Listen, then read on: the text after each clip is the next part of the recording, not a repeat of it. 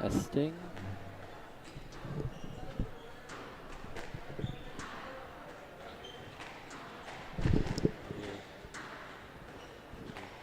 Great.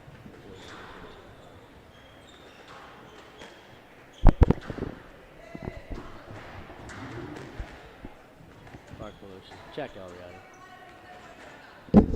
Hello. Testing. Test, test.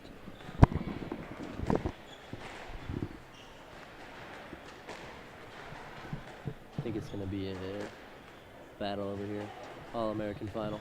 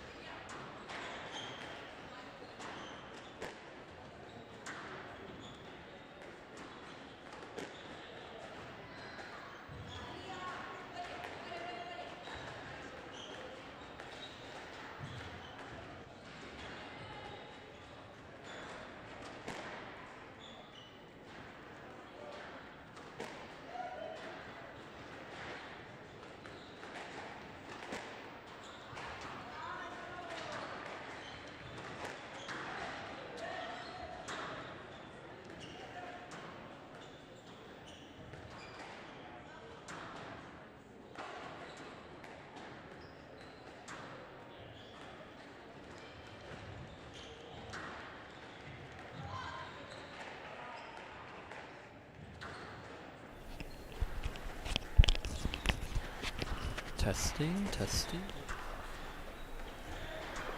Testing, testing. Looks like Jack over here up 4-1.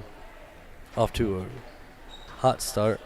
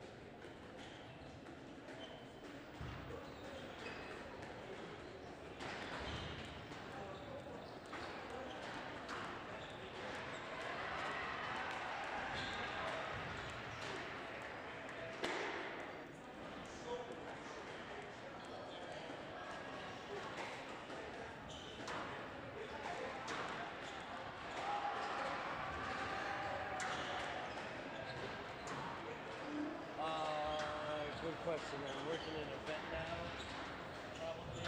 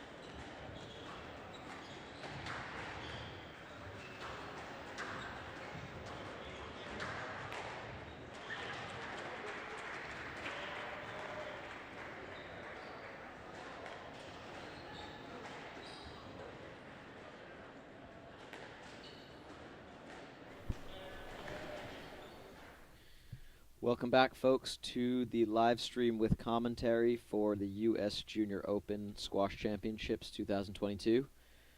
We're starting off today's commentary stream with the boys under 15 final between Mark Boloshin and Jack Alriani.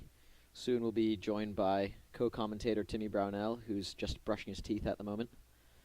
But we have a very close encounter here, starting off 1 game all. So let's go over to the court and see how the third game is starting off.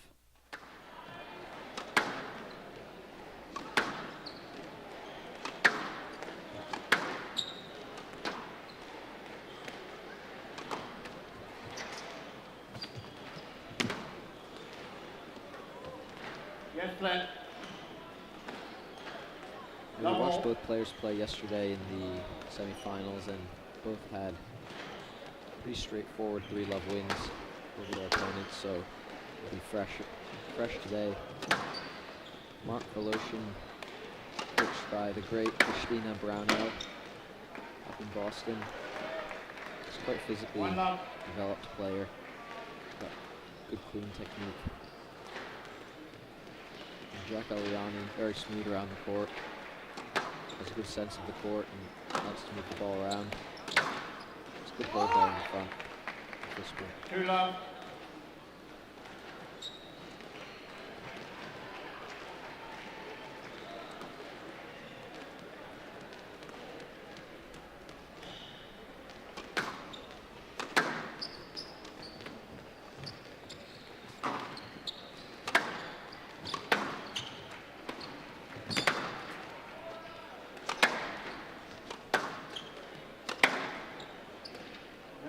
good strength around the middle from Voloshin. Not sure if the ref's giving a let or no let there. So it's been no let. And out 1-2.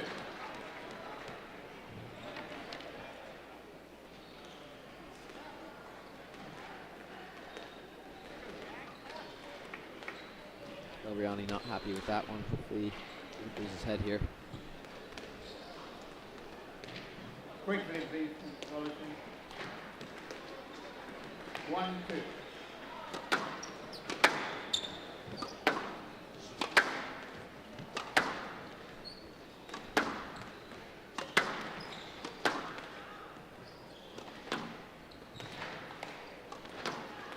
Good lift there. Opening up the front court. Well, it's great dexterity from Voloshin, just taking that ball out of the air really nicely and softening it in the front corner.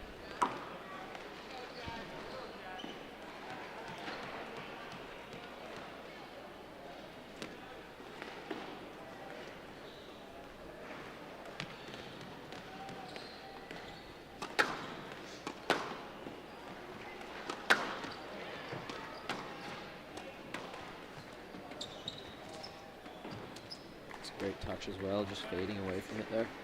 3-2. Interception.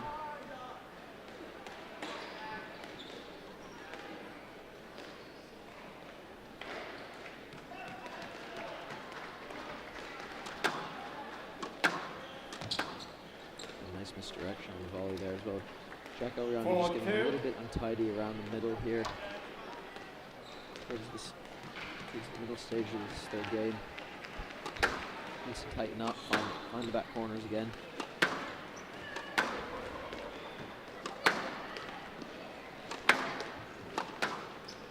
Maybe use a bit more height on his balls. So they're quite short at the moment. Stroke. To Elriani. Hand out. 3-4.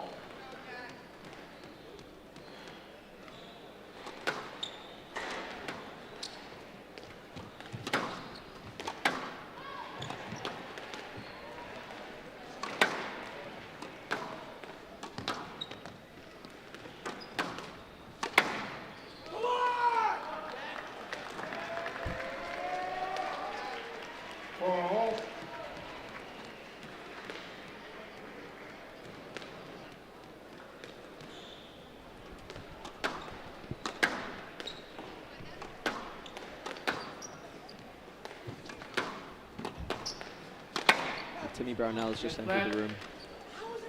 His pearly whites are nice and clean. Crowd's already been informed that you were off. Yes, left. Just making sure you're on top of your dental care.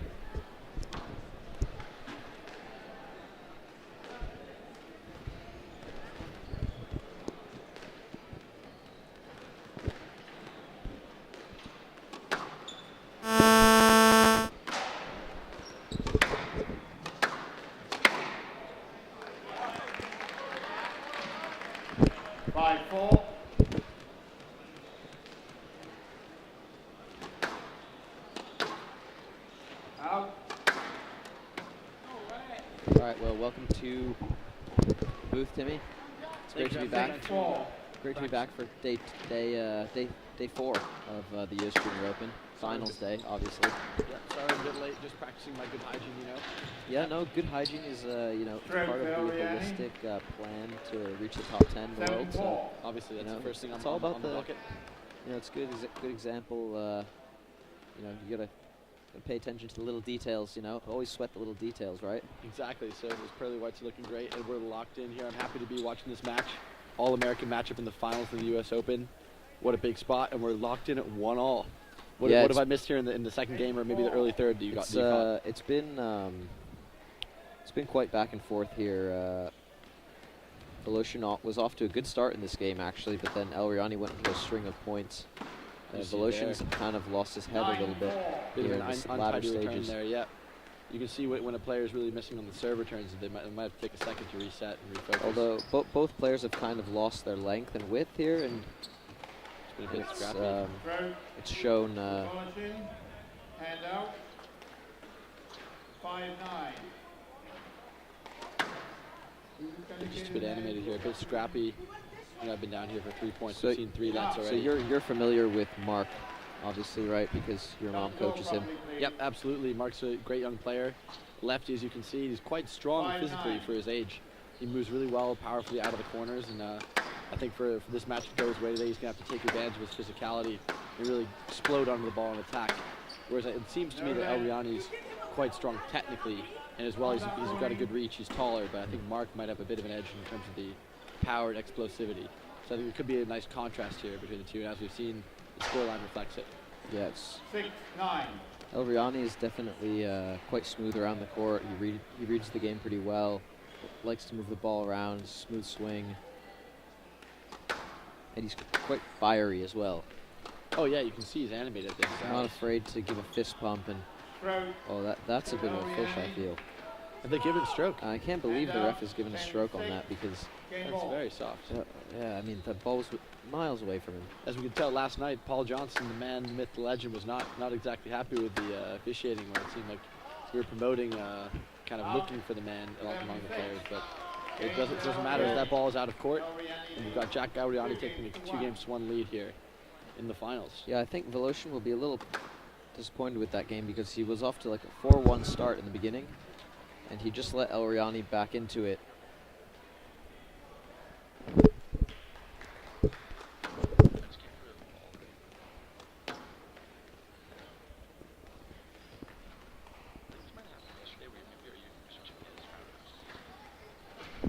It's fine. I mean, it's fine.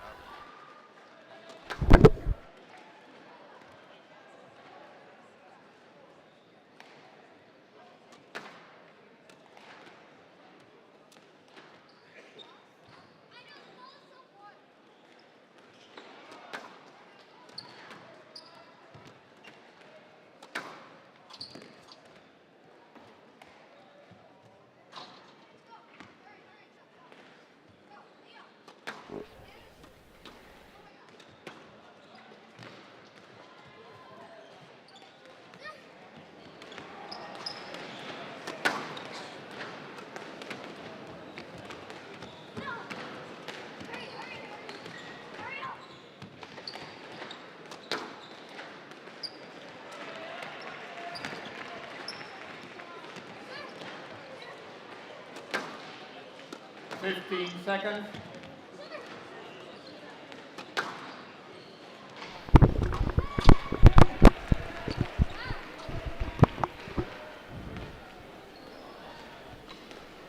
Time.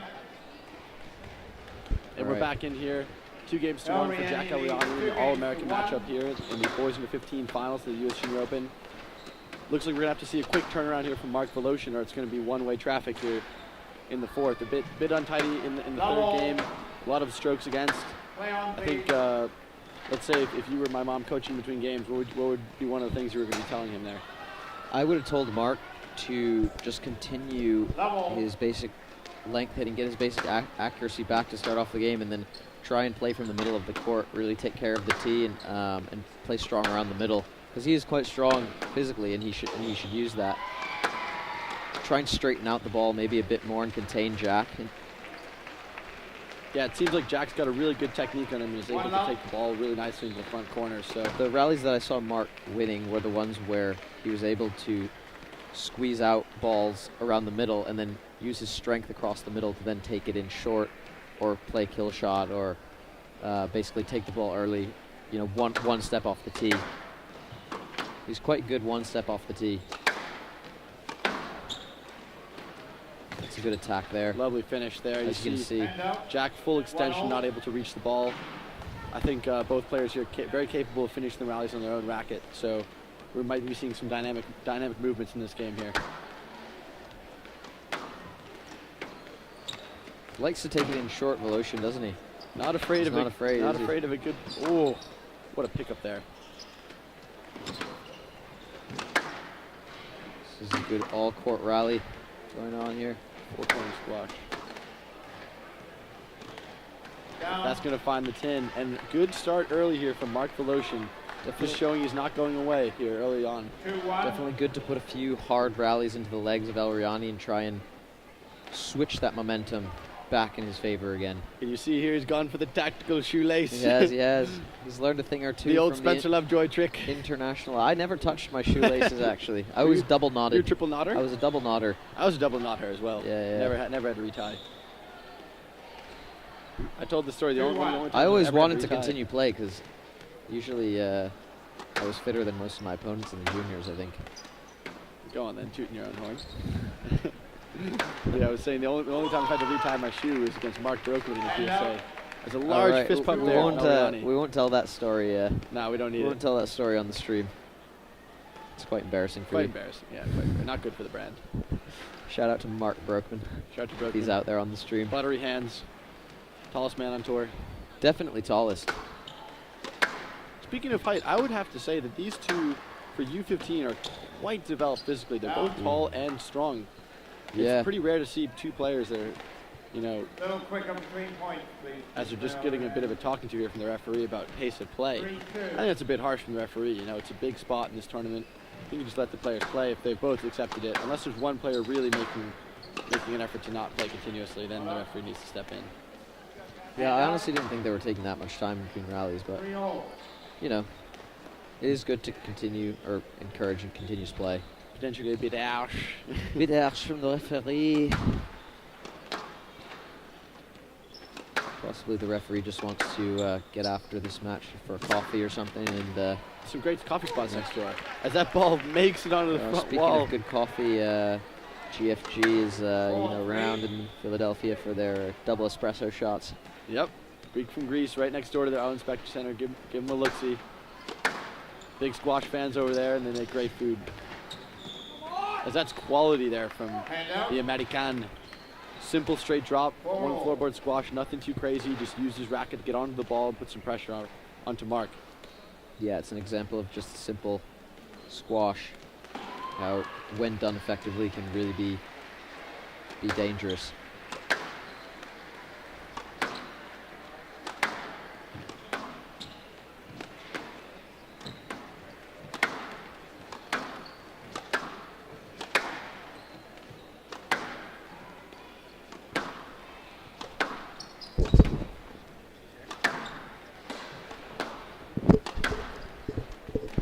Down.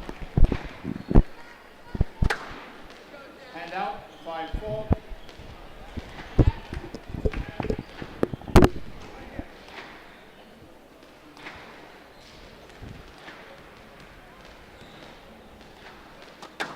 Well, it's been a tight start to this game. Yep, we're into the Nip and mid stages tuck. now. Gonna have to be a big push as there's a Oh, great hold and oh. flick and a fist pump to Hand go out. with it. 5-all. Massive taxi as they call it. Jack Aoyani just showing all of the skills there. And we're locked in at 5-all. Gonna have to be a big push. Oh, and he served out That's not something you see every day there. Spilov. just after taxing his opponent. He serves out, so a Pretend- massive swing again. He goes from the massive fist pump to the serve out. We'll see how he comes back from that. So it can be a bit disappointing to give a free point to your opponent like that.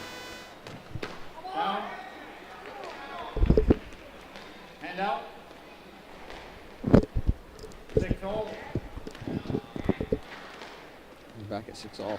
Yeah, I don't think either one of these players is going to be too shook by nerves right here. They look like they're both pretty calm and cool. Maybe tensions are running a bit hot, but I think they're going to be able to play their best squash. I think a big thing though is they don't let their competitive nature kind of boil over and lose their accuracy. 'Cause I think that is where they maybe could get into a bit of trouble on the accuracy front. As we see there, Nice kill shot Jack from just- Jack Aoyani. picking off a loose shot there from Mark. 7-6. He's got to realize that now it's not about hitting the ball hard, it's about finding your corners. Can't put the ball into the racket of such a skilled opponent like Jack Aoyani.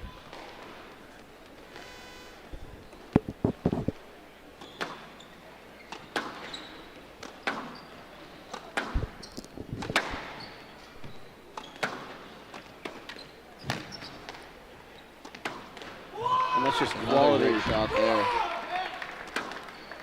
8-6. Massive fist pump. Set up the winner with a working drop. Really full court squash here from the American, and he's just showing his emotion there as he takes a pretty commanding lead here. 2 points clear in the fourth game.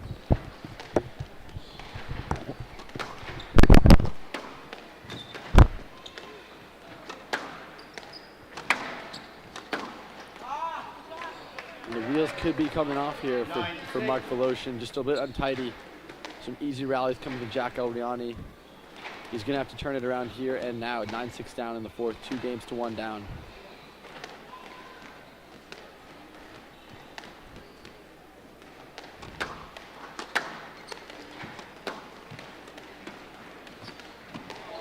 Great taxi there. So much skill in his racket, Jack Elriani. He's earned himself 4 match balls here to take the title here. Will he need just one?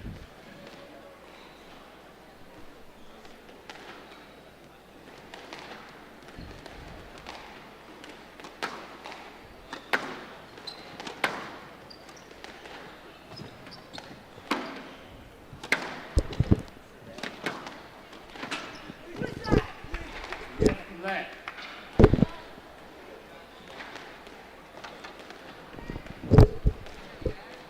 10-6, championship ball.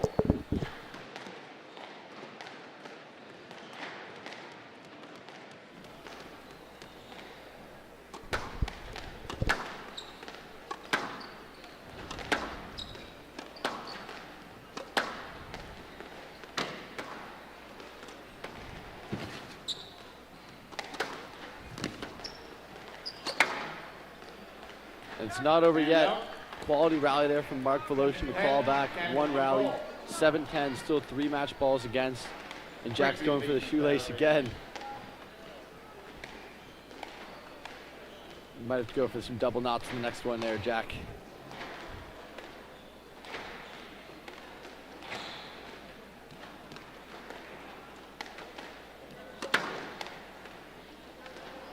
Seven, 10.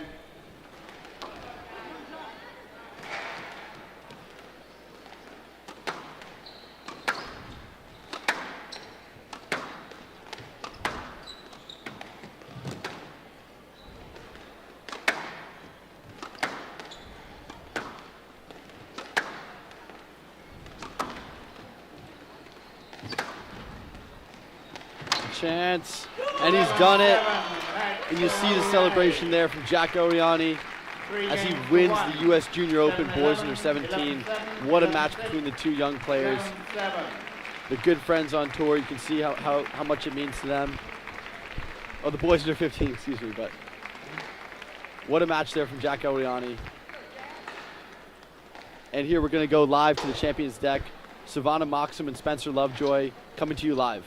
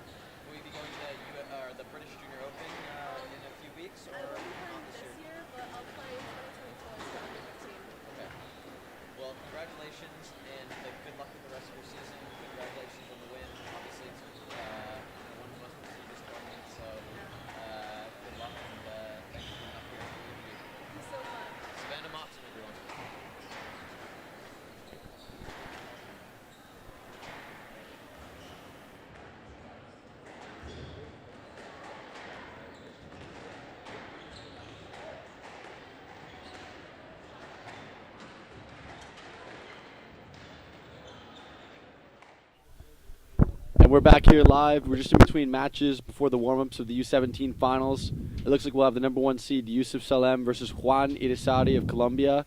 on the men's side and on the women's side. Butsy, who do we have? We've got an Egyptian number 1 seed, Jana Shwefi, against U17 number 1, Ria Navani. I'm looking forward to both these matches, actually. I think Ria Navani's shown her class the last couple of days. We've seen her live a few times.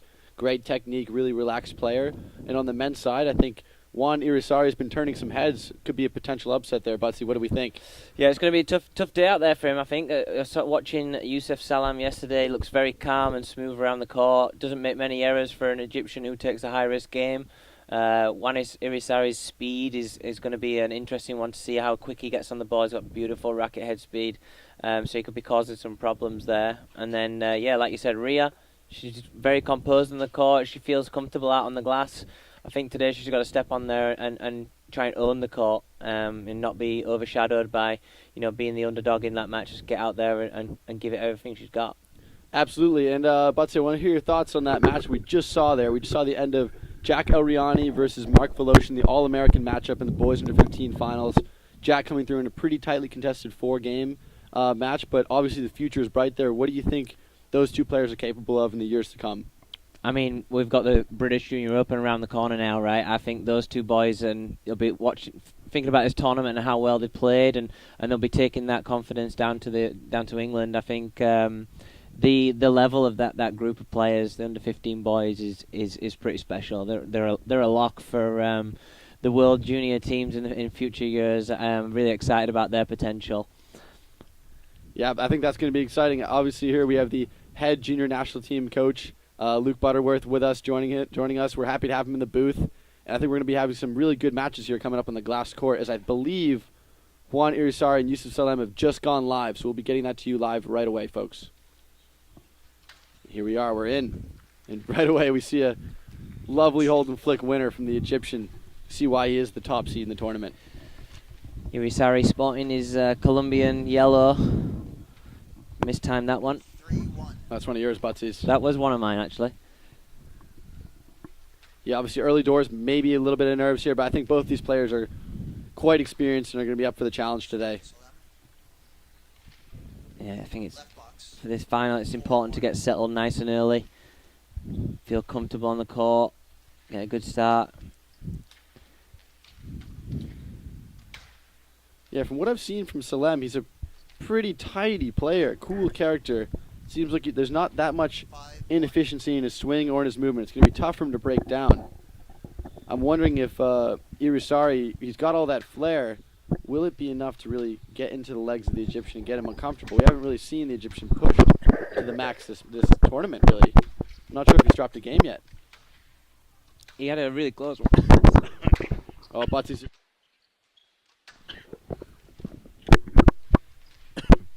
Went down the wrong hole. I'm back. Back and alive. Good to have you back, Butsy. Yeah. I know yesterday played with Rustin Weiser, and Rustin, very strong athlete. Left box.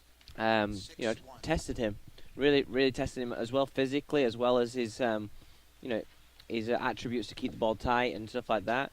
Like I said, with this match, Salem just looks very comfortable in himself. He doesn't really seem to get overawed by any typical type of situation in a match. It was close yesterday, and it was business as usual. He looks very good out there with dealing with the pressures of the game.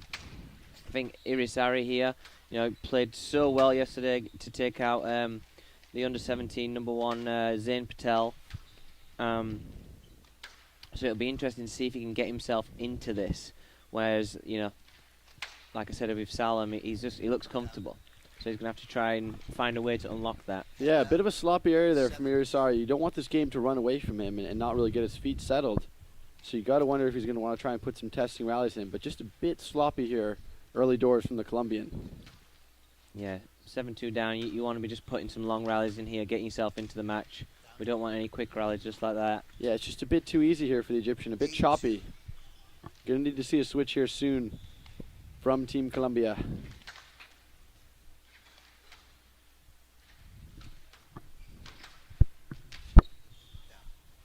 And again, just really not able to find the back corners yet.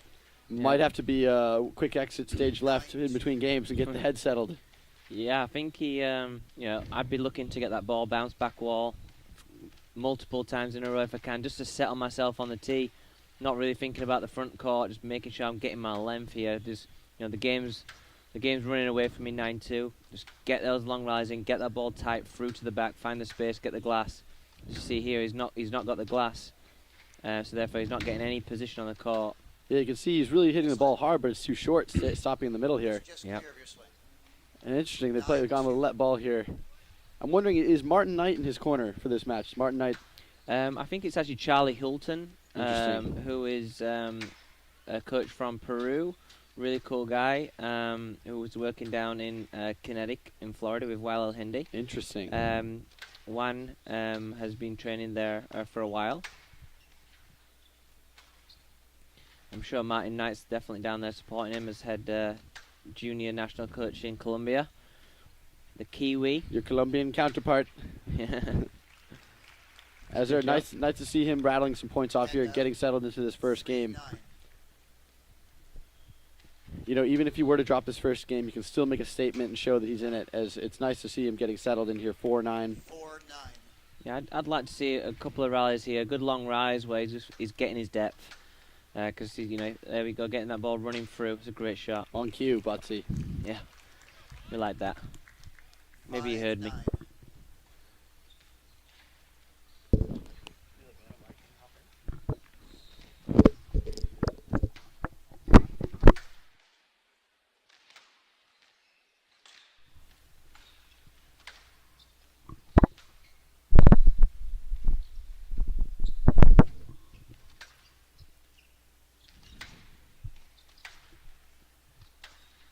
Really find on the glass court, you've just got to get that ball through the back of the service box, get it all the way through. Anything mid court, if you're hitting too hard or you're not getting the ball through, you're just going to get punished.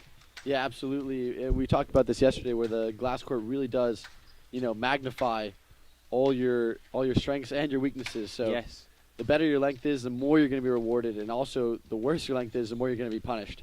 Yeah. And there you can see Juan just getting a good chance, but not able to finish it off. You can see the frustration with himself as he flicks the ball over there to his Egyptian counterpart. But you've got to say he's done well to get back into this game here. He's at least put some more minutes on the clock, settled himself in a little bit, and he'll, assuming he loses this game, he'll have to get into the corner and, back to the drawing board here. yeah, I think he's done decent just to extend it, like you said, put some minutes in there. But he's definitely going to have to be thinking about his depth. And that's going to be a no-let, and we got a fist pump here from Yusuf Salem. First bit of emotion, really, I've seen from Yusuf there. I haven't seen too many outbursts from him, but you can tell it means something to him. And he takes a 1-love lead here in the finals of the BU17. Gills have finished the warm-up. Who's your money on who won the spin? I think Swayfe won the spin. Absolute masterclass of a spinner. Who do you think spun the racket? I'm gonna say Swayfe said up. Swayfe up with the Harrow racket spin from Ria Devani. The positive mindset, The Harrow rackets are always up. I weighted them specifically. The Harrow Vibe, the green one, always up. But yeah, I'm interested to see that match. I think those are both two skilled players, and they haven't served yet, but we will be floating in between matches here, folks. This is a mobile stream. The bus driver is Friar Tuck, our technical man, the man in the chair. He'll be shifting between, and we'll just be here to talk on the matches we see. We've seen some great squash so far. Looking forward to it today. Oh, baby. We'll just float between Ria and the other one. Just looking at the other matches going on right now, we do have the boys under 11 final on court 14. We've got Eric Tang, the American, against Malik Ahmed from Egypt. Malik Ahmed took the first game 11-4. Interesting they got a final not on the glass court. We've got some grinders on court 14. I love that. Finals of the US Junior Open grinding on the court 14. Now, great to see some U11 players in the Specter Center on the biggest stage. I'm sure they got a packed crowd over there. The building is full today. And where else would you rather be than here in the finals today at the US Junior Open? As we're going to be back in here with Yusuf Salem serving 1-0 up. Salem leads 1-0. Love all. And it looks like Swafey is up 2-0 and serving from the right, so she did win She won the spin. racket spin as I predicted. 100% of my predictions are correct. Studies have shown.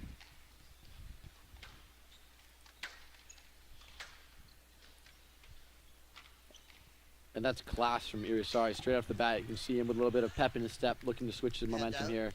One love. Important for him to try and get a good start here in the second game.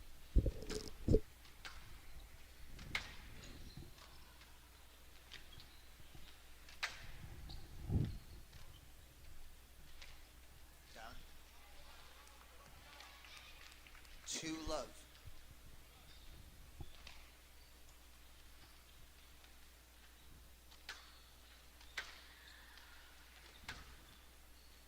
Yes, what? Yeah, good decision there. 2 love. Feel like he could have just stepped forward and just continued the rally on there. Yeah, I like the idea of setting the precedent. We're not going to give away too many easy rallies. You want the players to win it on their racket. And it's going to be a 3-love start here to Colombian. So good signs here 3 love. from the man in yellow. He's Yep. on the move here. Maybe a little nervous at the start of the first game. You know, he's in it now. He's got to impose himself on the game. Sorry. Salam. Just got a little bit untidy there, too Hand up. close. 1 3.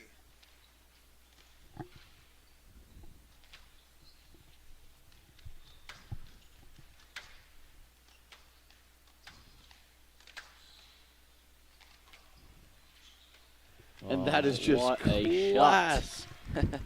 Relaxed racket head. Almost a Diego look away there 4 as he 1. just fires that into the nick. A bit casual there, Butsy, would you say? That was delicious. Absolutely scrumptious. You know, I had a man in the from the crowd message in anonymously saying that Irisari oozes talent. Oozes, he does. I mean, he showed it there. He used every string on his racket to guide that one in the front left. You see here, He's just stepped up here. I'm liking this from Irisari. He's imposing himself, getting on that ball there, hunting it, and he's playing at a different pace when he's trying to take it in and then ramping it up. I like it. yeah, just a different animal from the first game. Look Look at at that. his body language. One That is floorboard. fantastic shot. And he's rewarded here, and he's up. He's 4 points clear, 5-1 in the Red second. box. 5 1. And he's just showing you what he's capable of here. You've got to wonder if Irisari plays his best squash, is there anybody in this division that can beat him? And Yusuf Salem just silences the haters and says, 2 There's 5. an answer for that. I'm still here. Thank you for coming.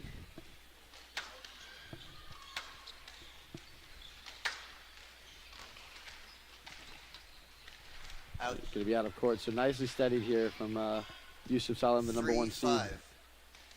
feel like Irisari's played out of his shoes, and Salem's only 2 points down here, Butsy. I agree. I think he's dictating the pace pretty well. Just got to make sure that when he is under pressure, he defends well too. He popped that ball out of court and made an error on the rally before. It's a good squeeze.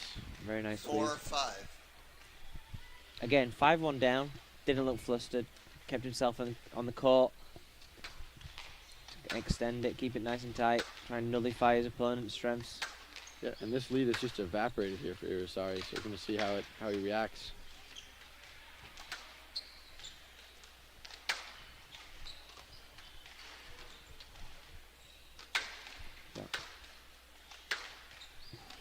Start again. Just quality work there I on the think right side. the last 3 rallies though have been won on a solid straight drive tight to the wall. I think squash is a simple game that can be made complicated. And he's just Very shown- complicated. can be made very complicated. It has a lot of complexities, but the simple straight drive tight to the wall. You're either gonna win with a good dying length, or it can create opportunities and space on the court. So I think when 5-1 down, he's just tightened up, straightened the ball up, tried to limit Irisari's speed and opportunities, and I think it's paying off. He's up 6-5 now. Yeah, I think phenomenal straight line hitting. 6-5. And just great resilience here. As you can see, he's just snatched lead back from the Colombian. And there's got to be worrying signs here if you're in the Irisari camp. There's just not many chinks in the armor coming from Yusuf Salem. 7 5. Just consistent. He's not making any rash errors. He's putting that ball into his targets. quite like his forehand. It's very natural, very compact. Down. So there's a squeeze there, and we're going to be locked in here in the Head second out. game. 6-7. I have to make a shout out to Aidan Harrison, who's sat in Westchester Country Club right now, listening. Those two waffling away on the couch. Love to hear it. Shout out to you, Aiden. Hope you're well. If you're watching, Aiden, you got to give us a prediction here of who's 7 going to win all. this match. Oh, we have a treat for the viewers now. Coming up, we're just going to head up to the champions deck to Spencer, who has Mark Voloshin, and Jack Elriani, who just competed the under 15 final. Jack Elriani taking that match in 4 games. And I tell you now, you listen carefully because the future is bright with these boys. We'll go live now. Alright folks, I have here the 2 finalists from the boys under 15 division, Jack Elriani and Mark Voloshin. Boys, it was a tight match today. Jack came through and was the winner 3 games to 1. Mark, great match, even though you didn't get the win. You both finished ahead of your seeding, which is great. Obviously marking the 4 seed coming second and Jack the 2 seed coming first place. Jack, why don't you just give me some thoughts on the match today? How did it go? Yeah, it felt great. I felt like we did well. First step, I felt like I got my rhythm and I was meant to do that. And how about you, Mark? How did you feel that you played today? I thought I was accurate in the first game. I actually had tactics well. And then in the second game, Jack came out. He was different. I played the first game, tried to see different tactics. And it was too much for me on the outside. Well, I have to say, it's honestly great that you guys seem to be good friends, and you guys can both come up and do the interview together afterwards. Because I don't think there's many players who would want to come up after losing a match and then so it's great that you guys can have an open dialogue about your squash and hopefully both push each other to improve in the future. It's what we need in the U.S. And hopefully we can get more in the future. And so both of you are going to up closer. the beginning of January. What are your aspirations for the tournament? Do you have any goals? Anything that you hope to accomplish at that tournament? My goal, I'm still first in the division, so I hope I can have my semifinals. That's just my goal. I want to try and get my city. I'm very excited. It hasn't happened in a while, but it's target, so it's exciting. How about you, Mark? Yeah, I'm excited to go. Pandemic. I just hope to represent the U.S. and do well.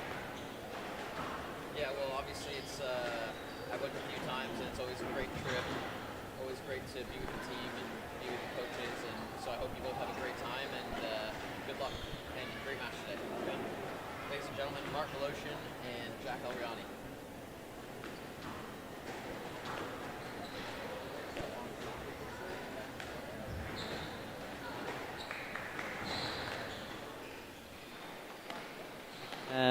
Just a score update.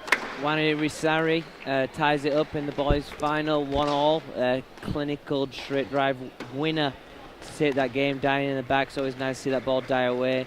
And then Jana Schweffi off to a strong start here in the girls' final, 11-6, very solid. We were chatting about her in the break there about how aggressive she is on the court with her movement and her overall attacking game, her strengths with her speed and power.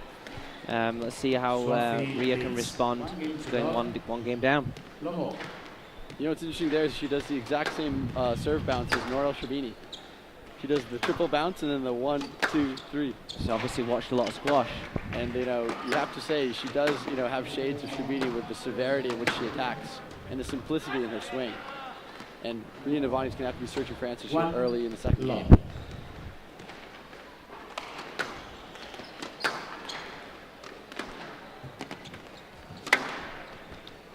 I do like it when the juniors pick up some traits from the pro players when they're watching on Squash TV. Obviously, we've got Mustafa Asal right now.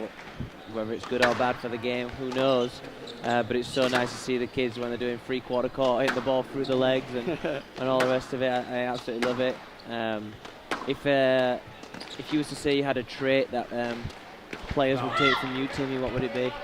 I think it would be my ability to hit the ball directly down. into the floor. No. 1-0. I think if I had one, I don't think I have any abilities necessarily that would stick out, easily. Maybe like something iconic like a Mustafa through the legs or a big fist pump or big celebration. But I think a lot of players that play maybe like me are more like they feel the court decently well and they have a natural style about them. So maybe somebody like a What about the spring in your step when you're bopping around? no pep in the step. I quite like the pep in the Brownell step. I love the pep in the step, but most of the time I'm too tired to really have some pep like that, Yeah, maybe the walk around the court. I think it's the walk. So it could be the Brownell walk. I think it's the walk.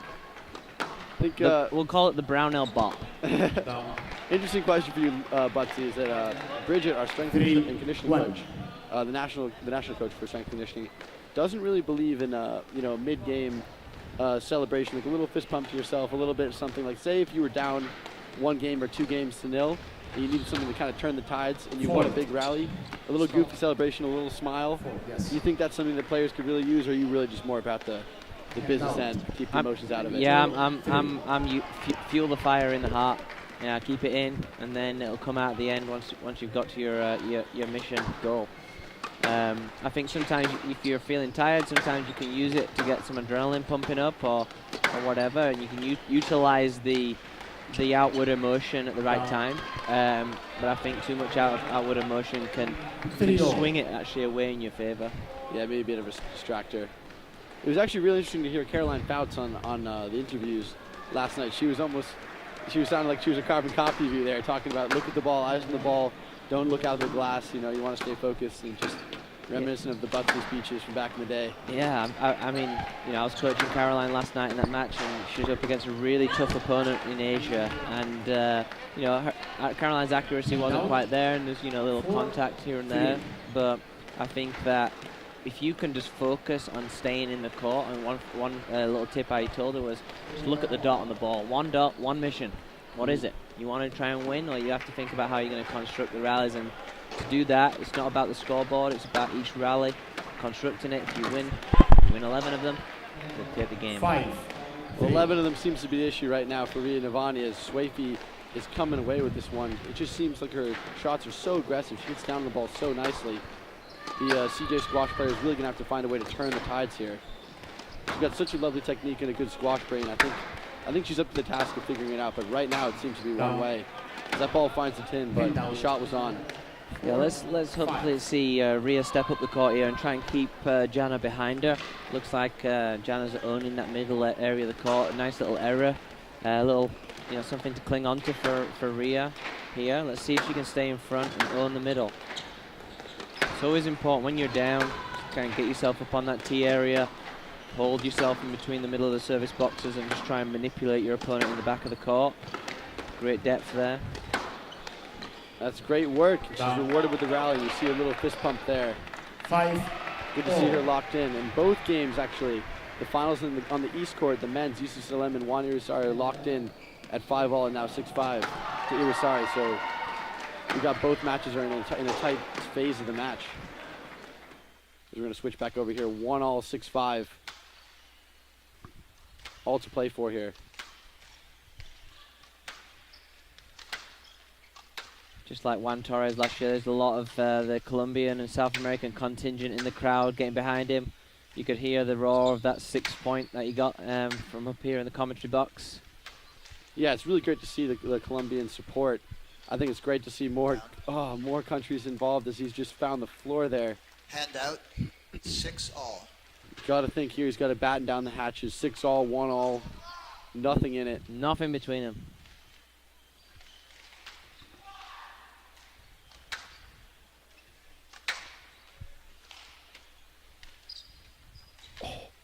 What a pickup. Down. And he's found the error, Good so in the front right. amazing pickup, just scrambling, fighting for his life, get one more Hand ball out. back, and 7-6. Salem's found the tin. And Irizarry's 1 point clear here. Navani down 7-5 in the finals, and the last 2 points didn't go away.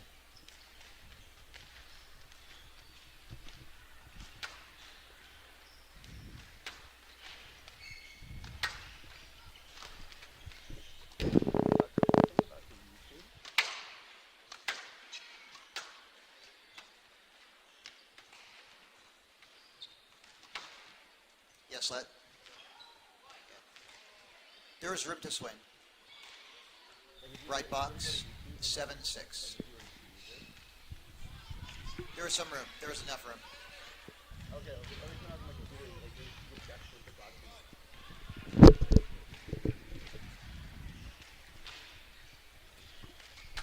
Comments from the couch here at Casa Ficta. Olivia's tuned in. Hello, Olivia.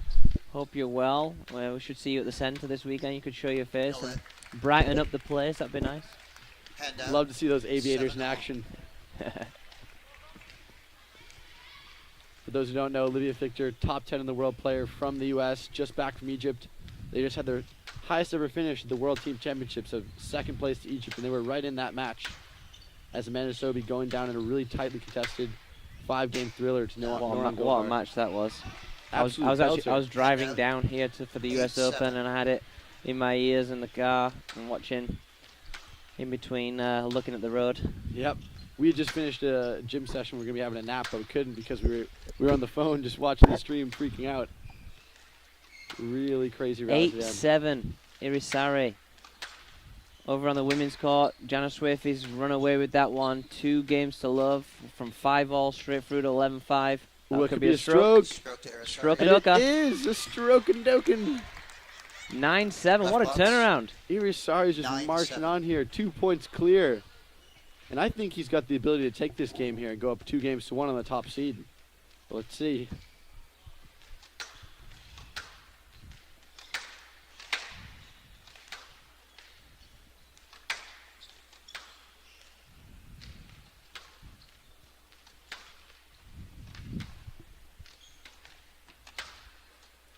Whoa. Down. And the shot was on, but oh, you see the frustration there from the top seed as we got 3 game 10-7, balls in hand game now ball. for I think Irisari. the crowd are going to take the roof off the Specter Center if he can close this game out.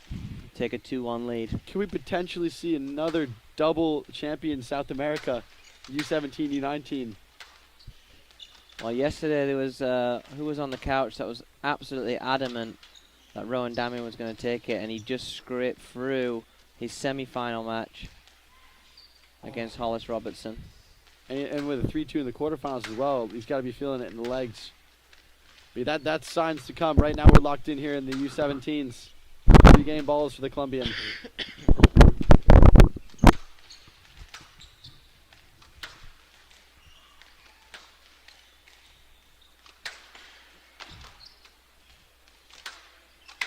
Oh, it's a lovely finish. Just such a great technique on him, Yusuf Salem. Hand down. The back forehand That just forehand, punches yeah, in he's there. so solid hitting down on that ball, dying away in the back. Poor whip from Irisari. Had a chance. It wasn't the greatest burst I've ever seen. It kind of been a little casual. I love a good casual burst. Just throw one in there. Pray to the squash gods. Oh! Oh, and he just drops the racket, and we got a 11-8. double racket toss. Game to Arisari. How often do you see that? 2 games to 1. Double Conduct racket warning, toss. Salem, racket abuse. Irisari just left his racket on the tee there. And the court And rats. the court rats don't know what to do. Oh, they've grabbed the racket. Take it for a souvenir. Take it for a ride, little man. Serving out right here. He's got his chance. Over to the women's court. Navani down 2-love.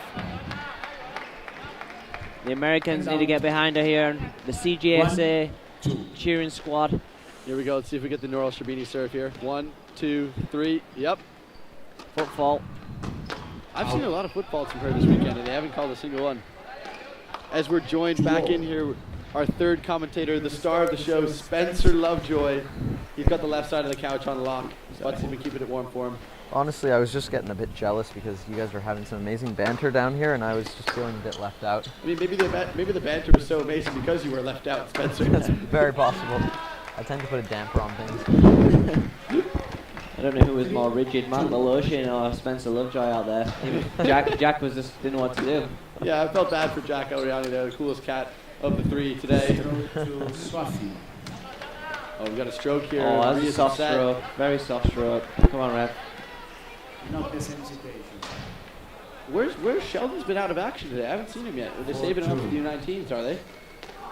Yeah, surely Sheldon will be saved for the best matches of the day. I mean, he's the top dog of the referees, isn't he? He is, isn't he? Iron Fist. That's a great pickup there from Jana. Just sticking your racket out there and finishing it softly in the front left. 1, 2. Ooh. Quick fault. Quick fault. Are we talking about how many times she bounces the ball? She does the Noro Shabini serve, mate. Have you seen it? No. Carbon copy of Noro Shabini. She does Really? the 1, 2, 3 after the 3 little bounces. Really? So I asked this question to Timmy earlier, Spencer, and we were talking about how the players, junior players watching squash TV, they pick up traits from different players, and we've created the Brownell bop. Brownell bop, It's just yeah. the bounce, the energy that he's got when he's walking around the court. What would you say that if the PSA squash TV, the viewers, the little juniors, what would be the Lovejoy trait that they would Oh, lovely finish there. Lovejoy copy? trait. No.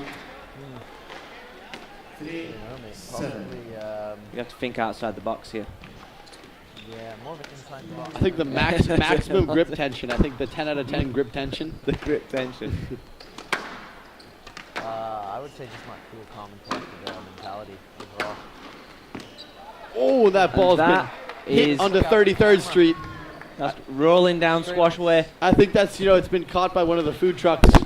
Served up a nice one of those enchiladas. Straight into a chicken gyro. Hopefully Jimmy was paying attention when that one rolled into the GFG door.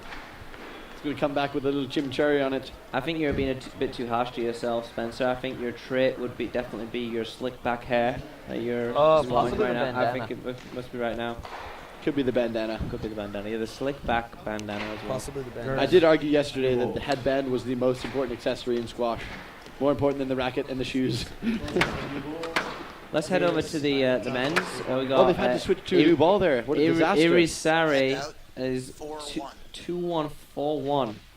And the body language there, just coming back into the body language there of Yusuf Salem. He is a cool character, but the shoulder's just a bit slumped there, returning serve. Could there be a little bit of doubt here from the Egyptian?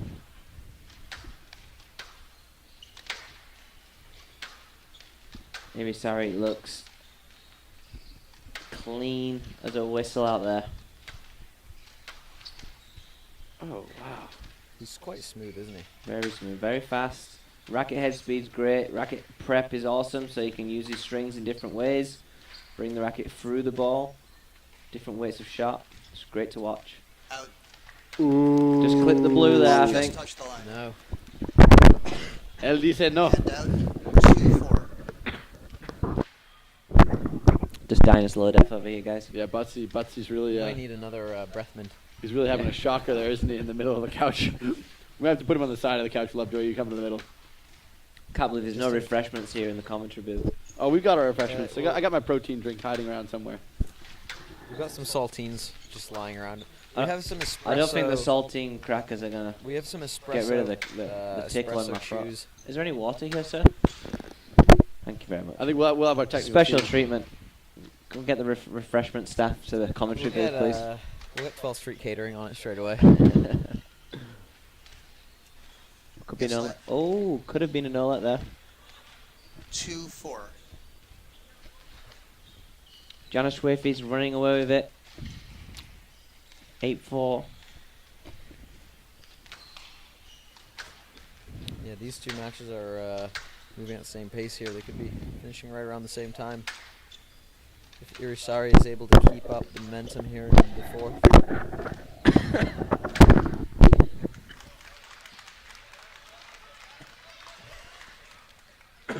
3-4.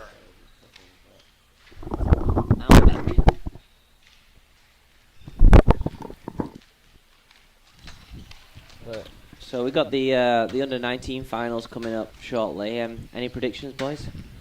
Well, Butsy, I think if you recall, I was put first in the hot seat yesterday.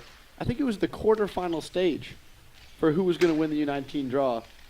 And I think I said Juan Torres, Heart of the Lion. He was in the midst of a battle with Rishi Srivastava, and he'd come I through think that. it's pronounced Srivastava. Srivastava. Right box. Wow. I'm illiterate. I don't really know how it's pronounced, but maybe Butsy can clear that up for us. I We'll call him Rishi for now We with know the buttery. Butsy's, he's been over to India. So he Yeah, knows we're pronunciations. the World Juniors. pronunciation. I'm not. I'll stick with Rishi. I'm going to say I'll Rishi. Rishi. Rishi with a good backhand. I can barely pronounce my own name.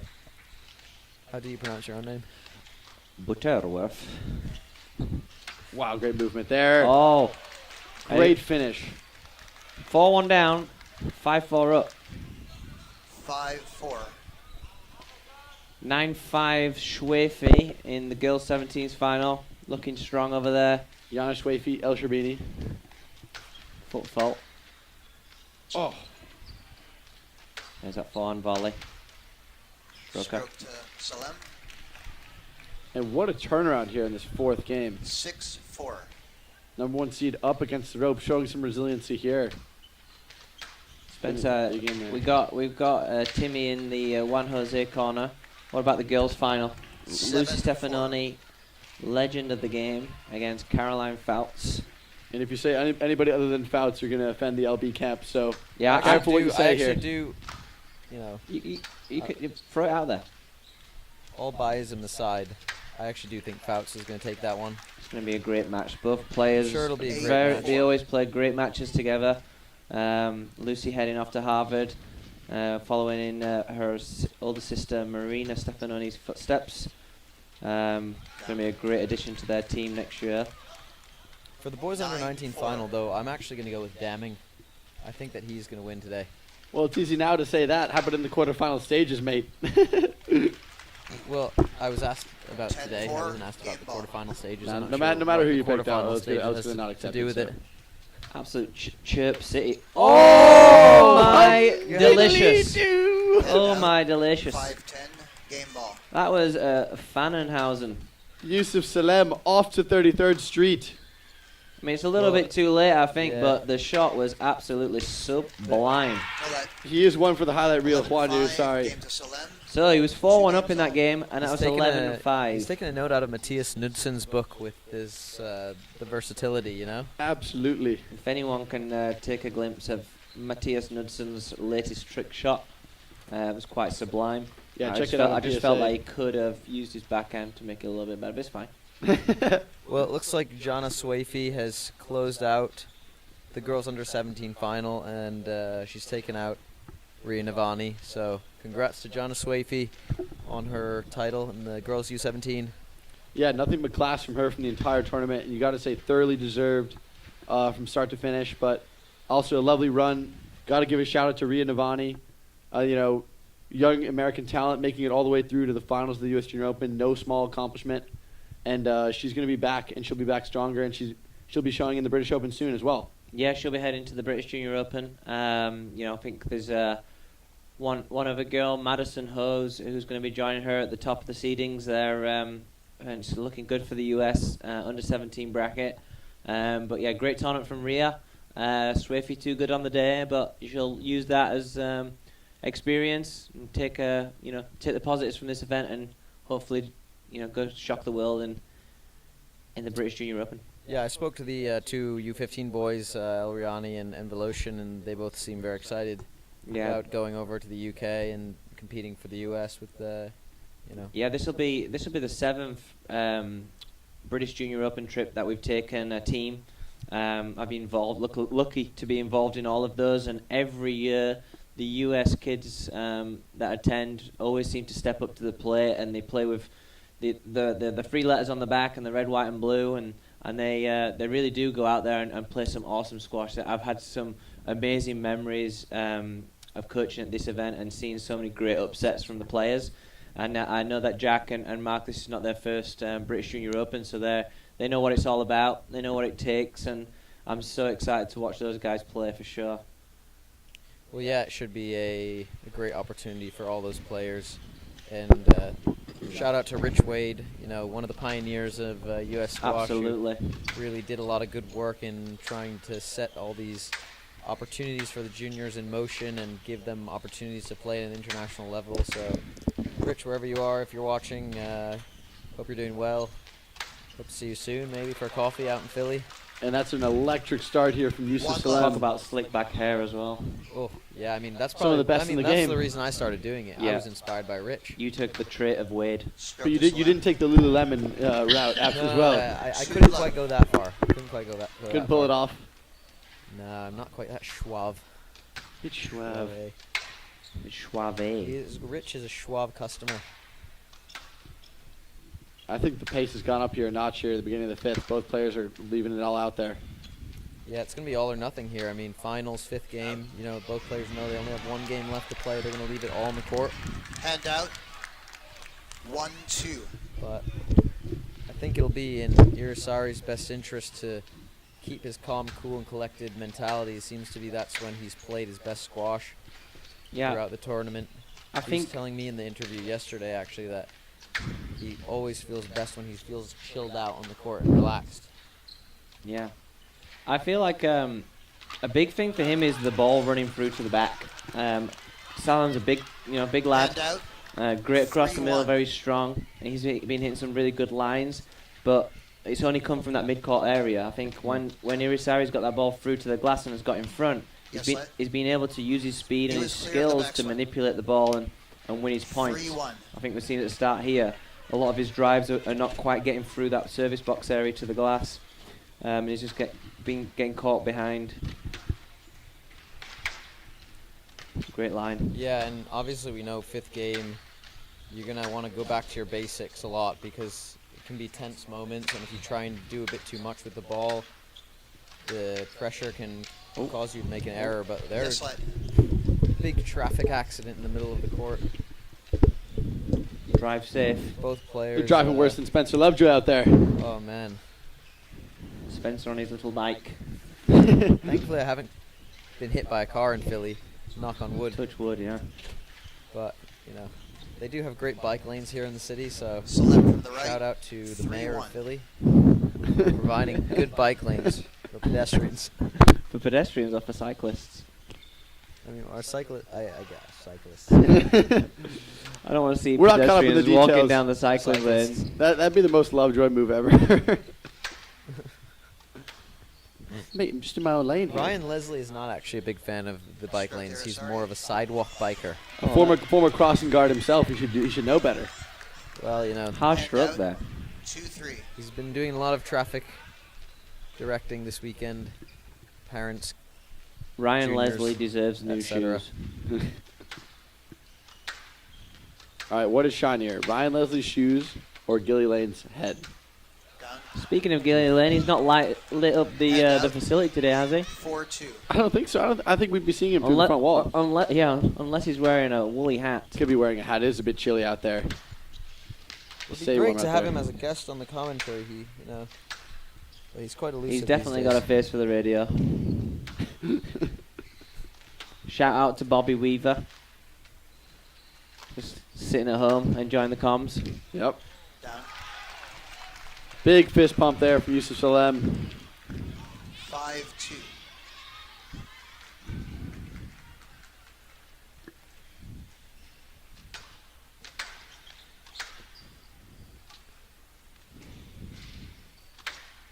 Great hold there. She was so developed technically. It's a chance. Safe.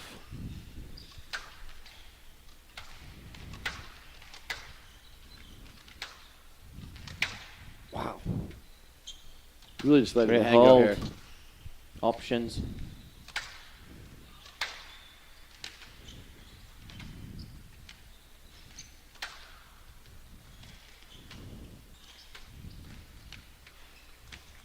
Wow. Work from both This players. is so Great dynamic. reset. Cat and mouse in the front.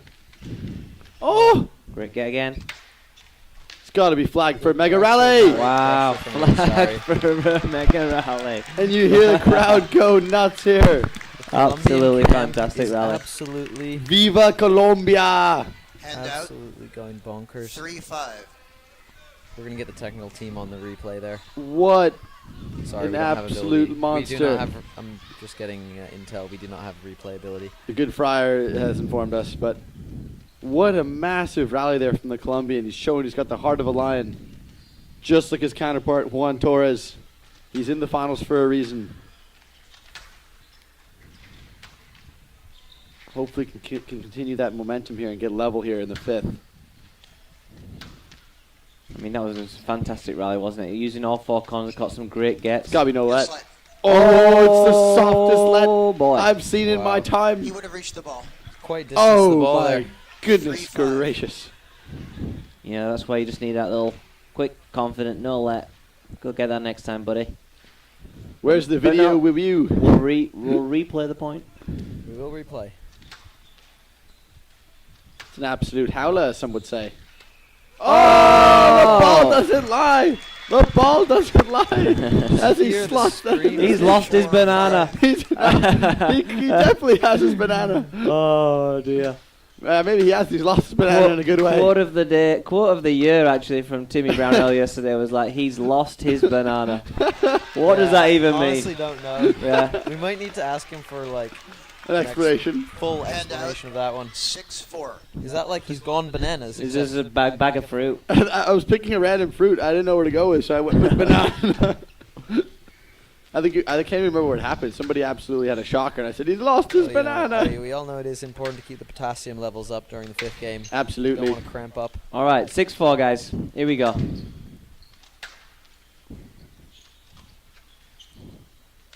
Oh, Lovely flick. I would say this is some of the highest level U17 squash I've ever seen. I'm really impressed with the way that Irisari is remaining cool and collected here. And he's still moving the ball around the court a lot. What I'm really liking is that he's been on the attack and had a couple of chances to win it, and then Salam's retrieval skills have got him back in the rally, but he's just reset really well here, Irisari, with just nice straight line, change the pace a little bit, go again, trying to create his next opportunity. Oh, it's quite That's beautiful, so tight. That is it's a what a joke. get. Fantastic retrieval skills. You got Salem is definitely on the defense at the moment. He's Another Playing a reset bit more from passively. Irisari. these rallies are so testing physically. Who's gonna blink? He's very languid on the tee. Salam. Oh, it's a chance. Oh yeah. it's a shutout. Oh, Great he's got get. back Get up up. dive. Thousand. Oh my gosh! That's what he did for the stroke. That is a struggle What whistle. a massive Wow. rally! What an amazing rally. Unbelievable gets from The Irisari. crowd's gone bananas. They found the bananas. We can Matthias hear Newson's jumped we in can his hear the lap over noise. there. We can hear the noise from up here in the commentary booth. Dylan Cunningham holding Matthias Knudsen in his arms. Hand out. He's holding him up like the World Cup 5-6. trophy. Fellow Colombian, he'll be nervous here. There's absolutely just... What a rally that was, guys. You gotta feel that both players deserve this title, but there can only be one.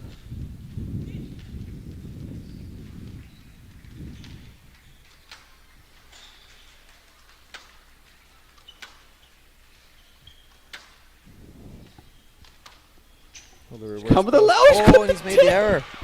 He's gone for the Faraz Seis Khan reverse iguales. post from the back. The Leisure Center, 6 iguales. 6 Seis all. iguales is right.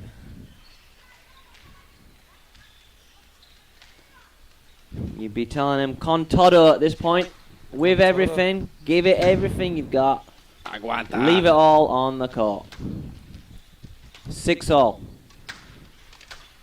Will Irisari's... Oh, it's a shutout. Shutout. Yeah, that'll be a no let. He's gone for the no-let there.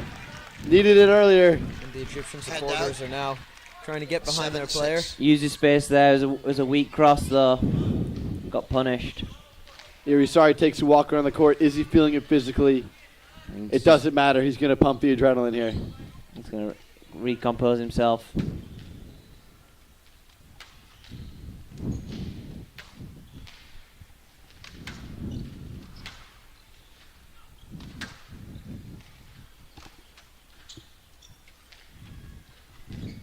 Stroke to Irisari. Massive stroke. We're going to be level again here. Siete iguales. 7 iguales. Hand out.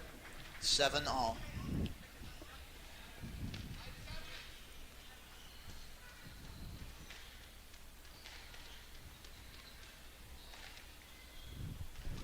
The Specter Center is packed for this match.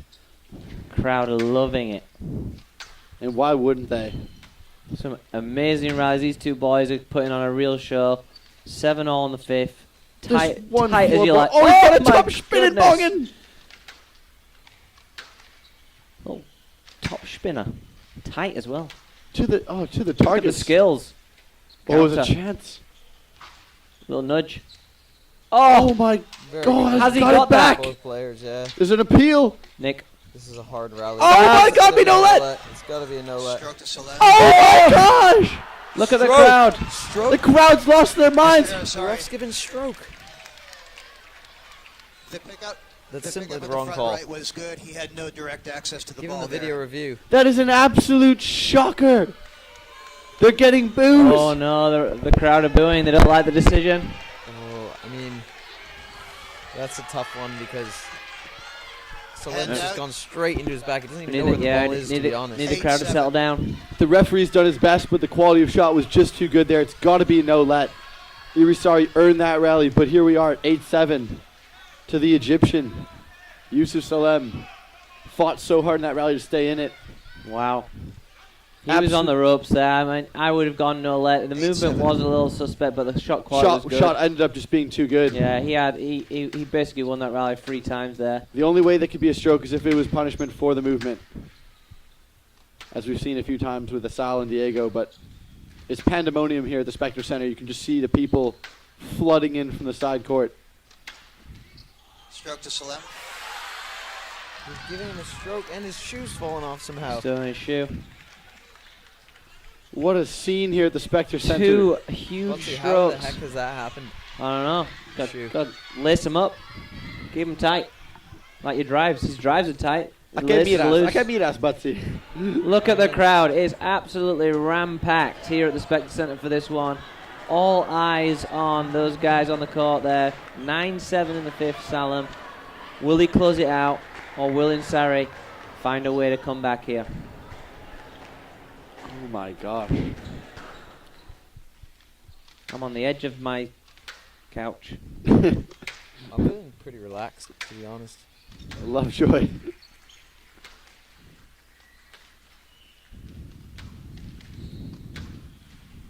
Tight. Can sense the long rail here from Irisari.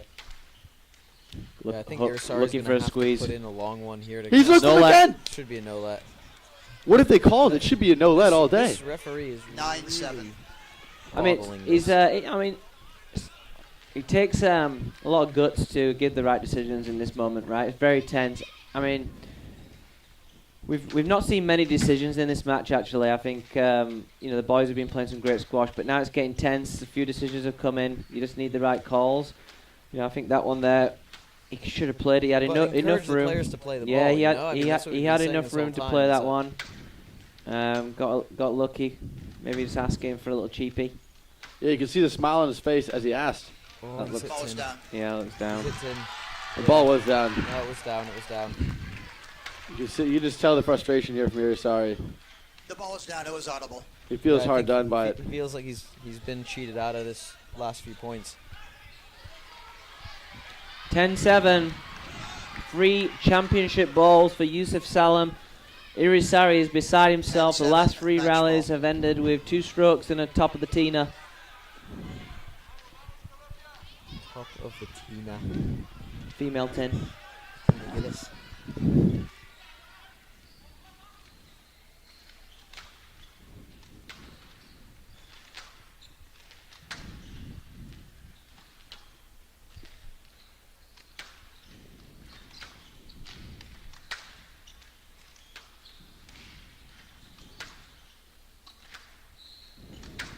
I'd like to see Irisari come back here. Just get this point. Let's see what the Egyptian's made of. He's got 3 match balls. Will he go for it? Will he try and squeeze one out? I just feel the cat's out of the bag. He's down match ball. It's hard for him to release his hand and Yeah, use the his. Egyptian, he's managed the back end of this game very well, and you can see the experience coming through. He's got to squeeze. He hasn't been taking any risks. He's been just playing it safe Yeah. and making Irisari try and do Hand out. something. Irisari 8-10. fans the crowd here. I think we're 8-10. going to He gets see one an back. aggressive volley here from Salam. I think he's going to step up the court, really try and push the pressure on this rally. I think a shutout is coming. He's going to wait for his opportunity with his length. Shutout. Ooh. Chance to go straight. Do. Great drive. There's a volley. Reset. Are you going for one here, Timmy? If it's loose? If I'm Yusuf Salem, Yeah. I'm going to move it. Yeah, absolutely. I'm not going to go for it all, but I'm going to move the ball for sure. Just like that. A little testing drop. See if you get another chance. Volley. Ooh! Wowza. Oh, you need to play it. Oh my gosh, get up! He's on the ground. Oh, he squeezed wow. him! 9-10. He squeezed him! and it's Irisari's getting the 9-10. crowd going. The crowd He is has absolutely to serve loving well this. here. He has to serve well. Con Toro Juan! 9-10 in the fifth! You've got to feel he's been hard done. Oh my god, you can see people 9-10. bouncing up and down on the Match ball. side. What an atmosphere. What a match. 9-10. Wow, this is That serve As needs tight to as it hit gets. the side wall. Did somebody say adrenaline? That's a great serve. Oh! Not out, and he ball's down. gets He's found the nick and it's gonna end! Match Five to on Nick. Salem, 3 games What to a 2. match, ladies and gentlemen. 11-5, Really 7-11, unfortunate end with a 8-11, cross-court nick 11-5, on the 11-9. width, but what a match. We've been trekked to there. What a match. That was Hard- truly hard box luck. office stuff. Box office stuff from both players. 11-9 in the fifth. Yusuf Salem takes it. He is the champion of the U.S. Junior Open. Boys under 17. What a fight from Juan Irisari, but it's not enough to get through in the fifth game. Thank you guys for having me. It's back to work for me. I'll be heading downstairs to watch Caroline Fouts in the final against Lucy Stefanoni. Really looking forward to watching those girls battle it out. It's going to be a true great match to watch. Both incredible players. It's been an absolute pleasure. Butsy, Spencer. Absolutely, pleasure. Butsy. Spencer, thank you very much. Thank you very much for joining us. It's Hopefully, been, hopefully it's been fun. you keep your banana through the whole match. I'll try not to lose my Tell your banana. players not to lose their bananas, all right? I'll It's the main point. I could do with a banana right now, actually. Absolutely. This is the Passing color of the levels up. couch. Is Might have just, a- it's giving you some might have a inspiration. Pre-game banana, so I don't get cramp. You might as well. But honestly, best of luck, Butsy. He's about to go coach one of the biggest matches of the year, and he deserves it. Let's We go. wish him well. Thank you for joining us today, and we'll see you out there. Thanks, guys. All All right. right, yeah. Cheers. Shortly for the U19 semifinals, both men's and women's.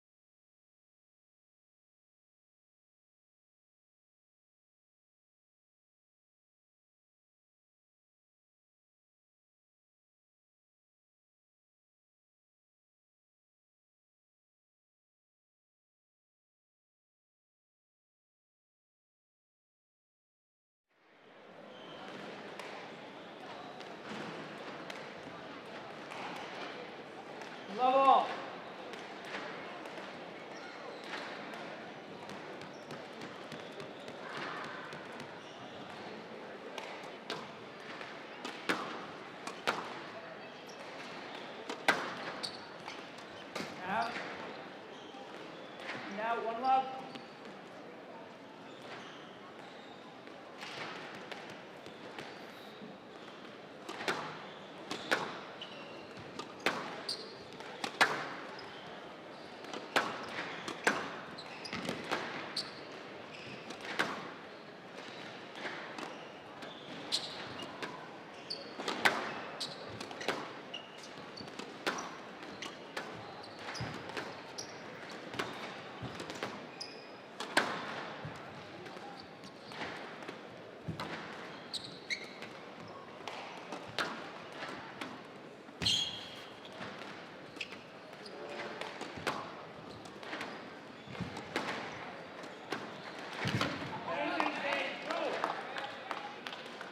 Now 1-all.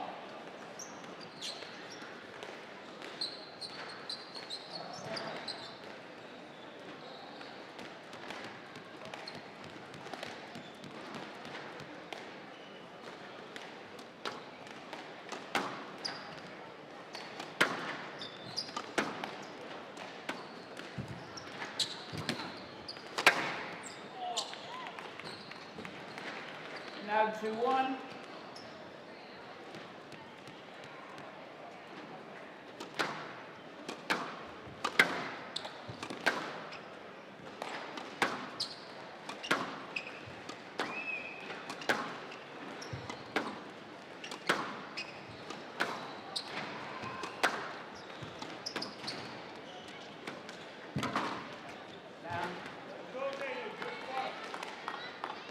Now 2-all.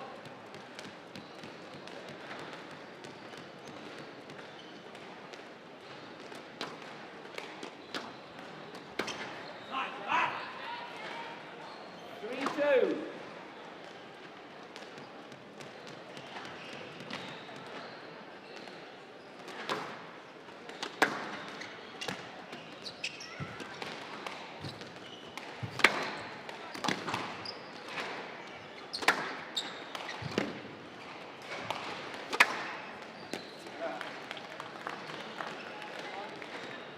And now 3-all.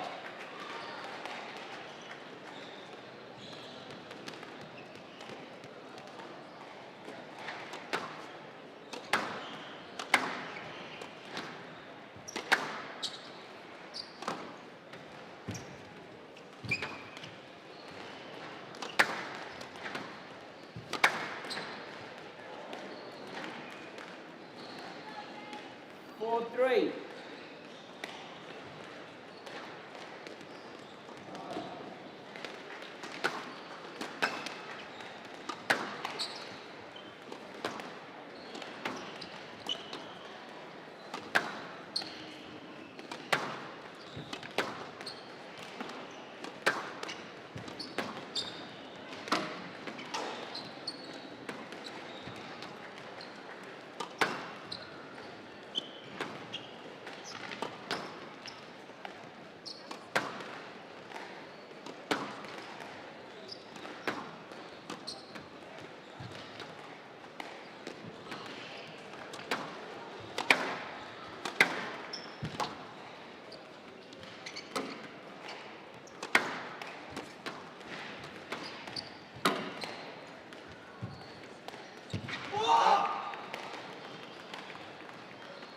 Right side, 5-3.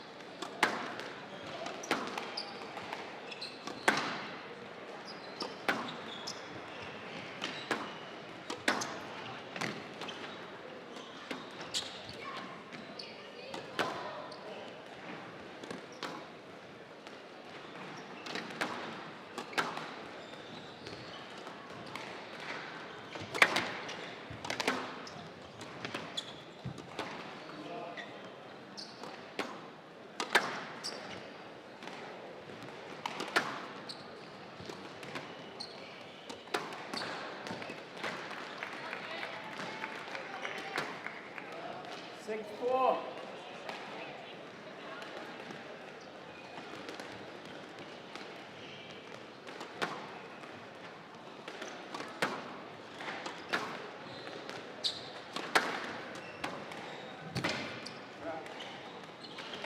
Seven, 4.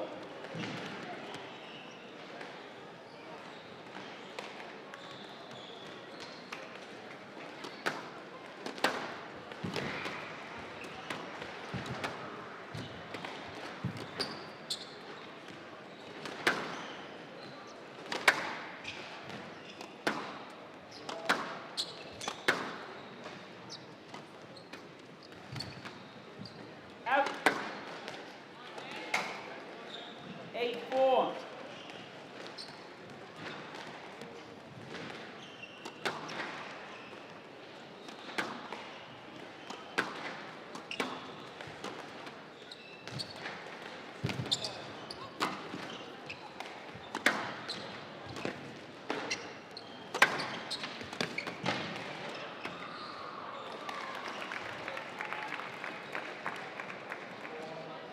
Nine, 4.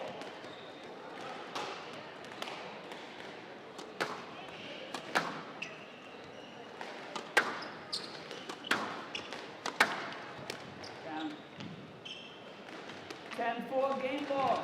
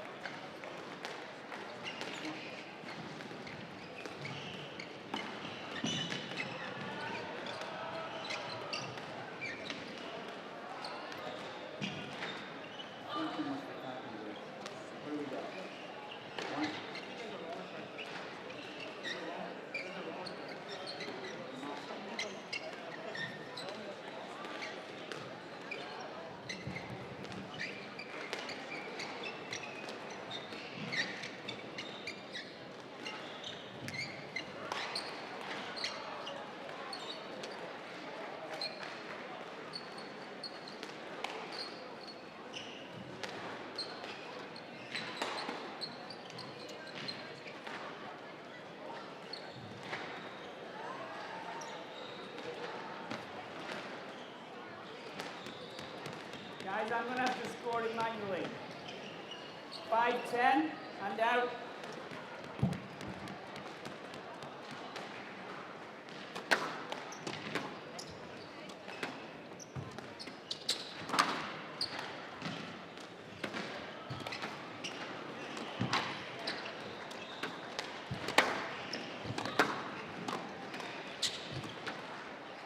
Out. No, I don't.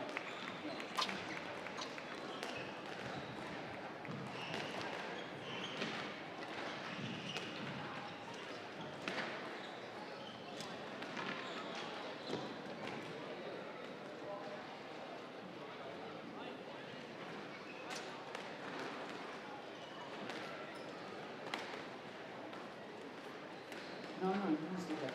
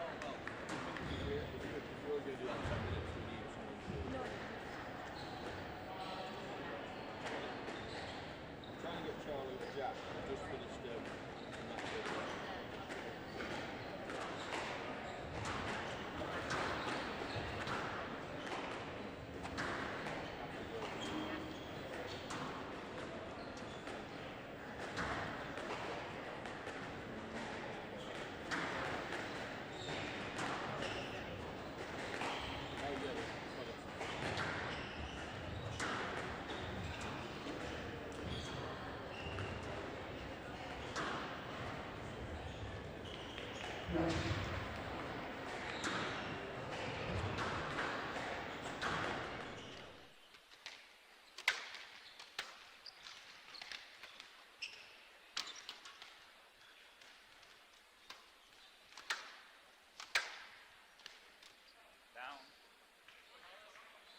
6-2.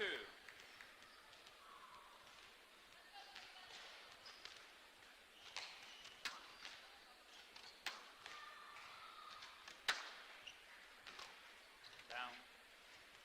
7-2.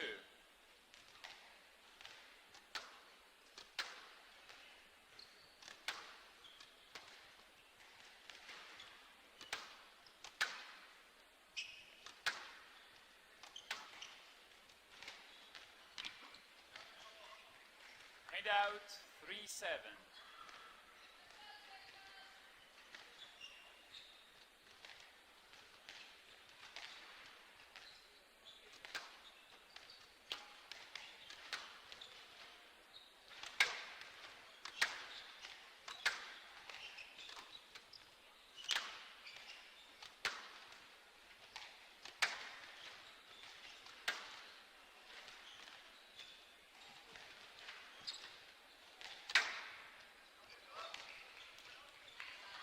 Four, 7.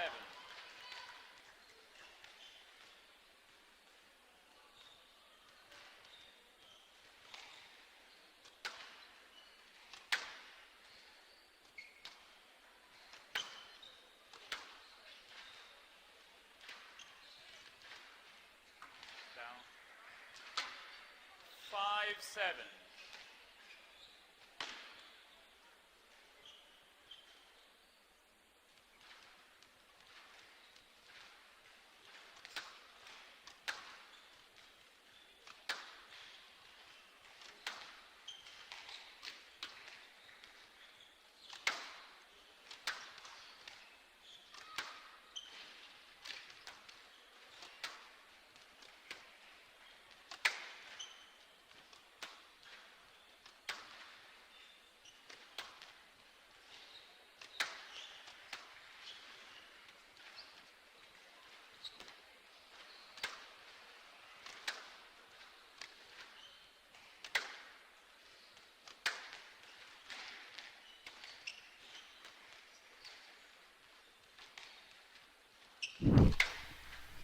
Okay, so commentary is resuming. We're currently watching the boys under 19 3-4 playoff between Hollis Robertson of Team USA and Jacob Lynn of Canada. Looks like Hollis is just edging away in this first game. Liv, what do you fancy about this one? Have you seen Hollis play much?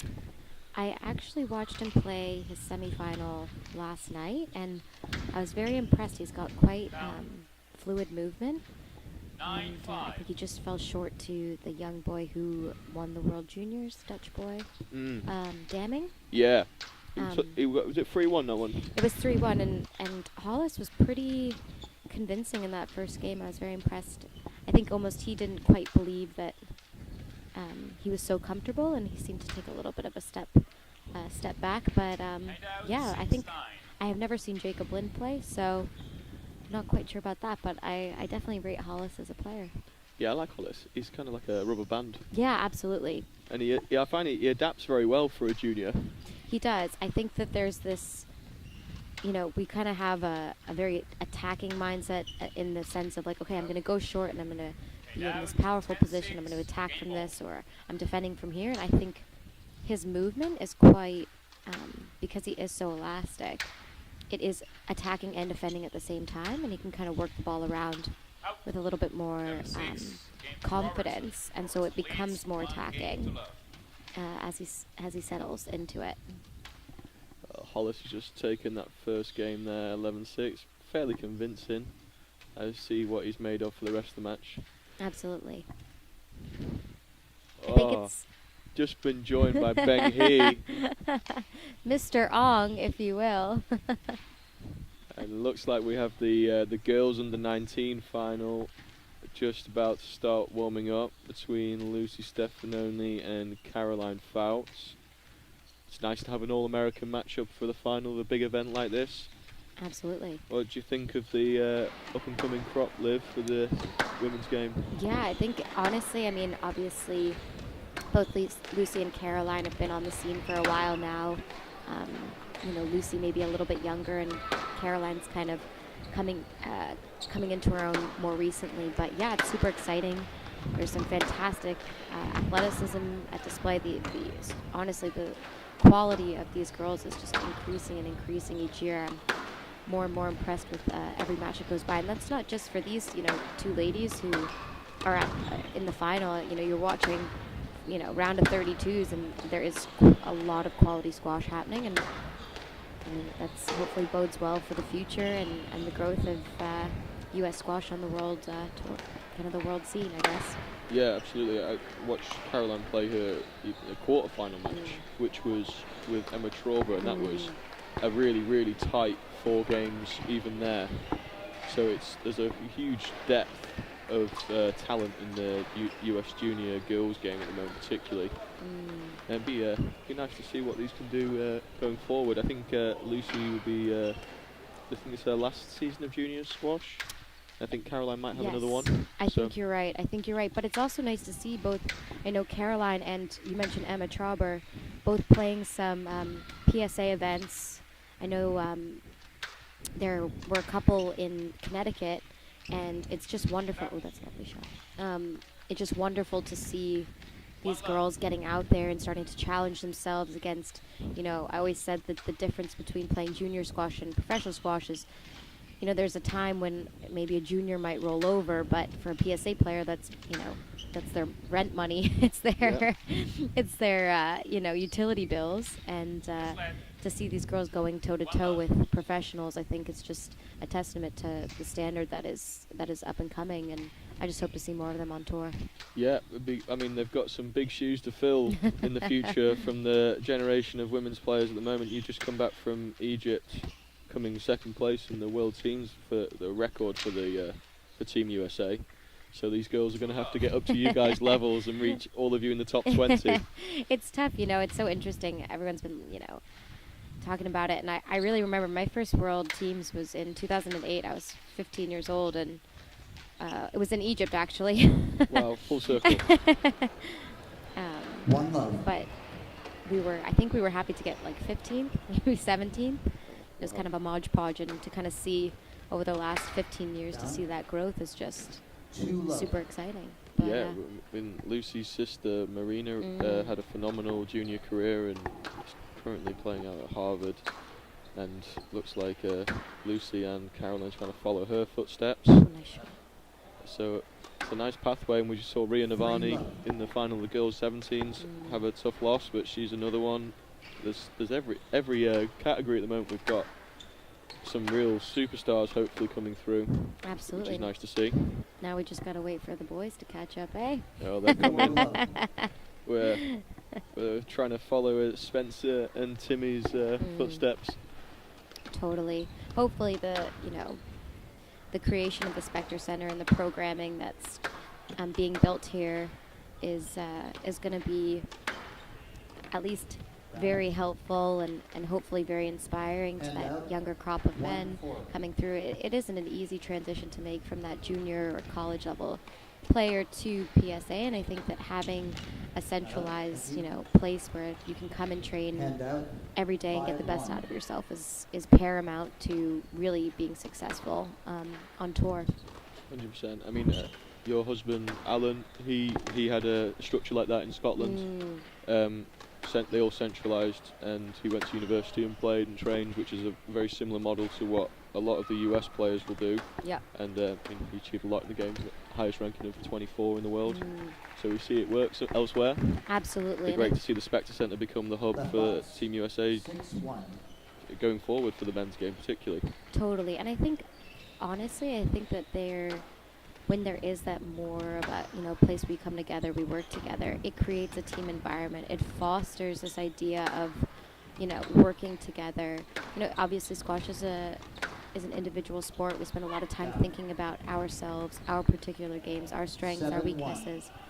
And I think that actually, one of my favorite quotes is, if you want to go fast, you go alone, but if you want to go far, you go together. And I do believe that that environment of excellence and having so many people buy into it it's essential, not just for sustainability and having players, but you yourself individually will get better doing that. And I wholeheartedly believe that. Sure, there's got to be a wall in the centre that you have that quote on there somewhere, Liv.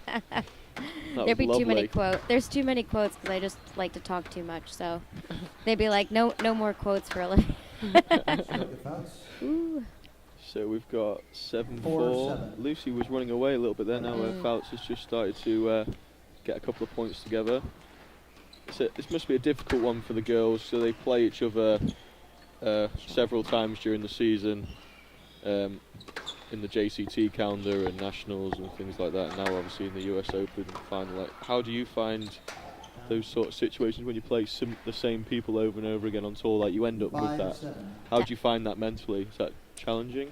Definitely. I mean, it's. I think it's one of those things where we don't, for junior events, you kind of you always kind of have a similar pathway to those specific players, whereas at least in PSA you kind of can get them one round or different. It's kind of thrown at you a little bit more randomly. Yeah. But yeah, I think honestly, I think it really comes down to, were you able to take your notes from last time? Were you able to kind of have your little, black book, so to speak, of ideas, whether you won or lost, and really trying to apply a game plan, I think, is a very underestimated tool, and not just from obviously hitting corners or having an idea of what you're trying to do, but just for, kind of easing the qualms of that stress, that's, stressful environment, that having okay, this is my plan A, and maybe I have to make an adjustment, there's going to be my plan B, will give you a lot of, I think, stress relief when it comes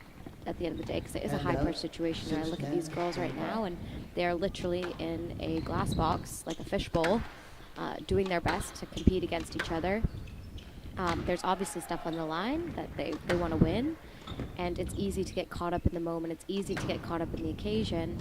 So it's about finding what is going to be the best way to get the best out of myself. And I do think that having a game plan, at the very least, enables you to go back to a foundational, set of ideas of, okay, this is what I'm trying to do, so that you can quiet out that, how am I doing? How am I feeling? Ooh, I'm not feeling great right now. We don't have time for that in squash. It has to be, this ball has to go deep, this ball has to go short. Ooh, I need a little more hold here. Okay, let's lift to that, whatever side it is, as opposed to, ooh, I'm stressed. Ooh, it's 7-10. It's, ooh, where I am in time and space. It's interesting way of looking at things there, Liv, but you do have a lot of good things to say. that one will fill the whole front wall, I will say. So Lucy's just taken that first game 11-7. There's quite a few errors there from Fouts. And if we're going to look at this next game, how would you change the tactics if you were Caroline? What would you be looking to change here to get a little bit more out of Lucy? I think personally, when I think of Lucy, I think she's going to be looking to attack. She loves a boast. She loves those angles. She wants to attack short. With players like that, it's really about deprivation. You can't leave anything in the middle. You can't have balls in the service box. You certainly can't have wide cross courts that are landing, behind the back of the service box. Yep. And you can't be taking those balls in willy-nilly. They have to be with purpose. What am I trying to do?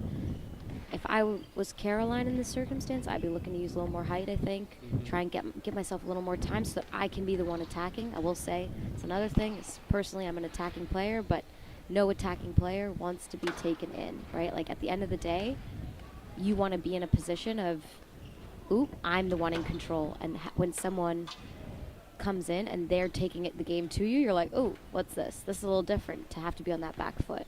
Yeah. And I think for Lucy, it's a matter of putting that foot down and saying, hey, nope, I'm going to get in front anyway. And if that means that she needs to use a little height, okay, she needs to do a little deception, because Caroline is a fantastic athlete. She picks up tons of balls. I think that's also a good option for her. Absolutely. See what she's got here.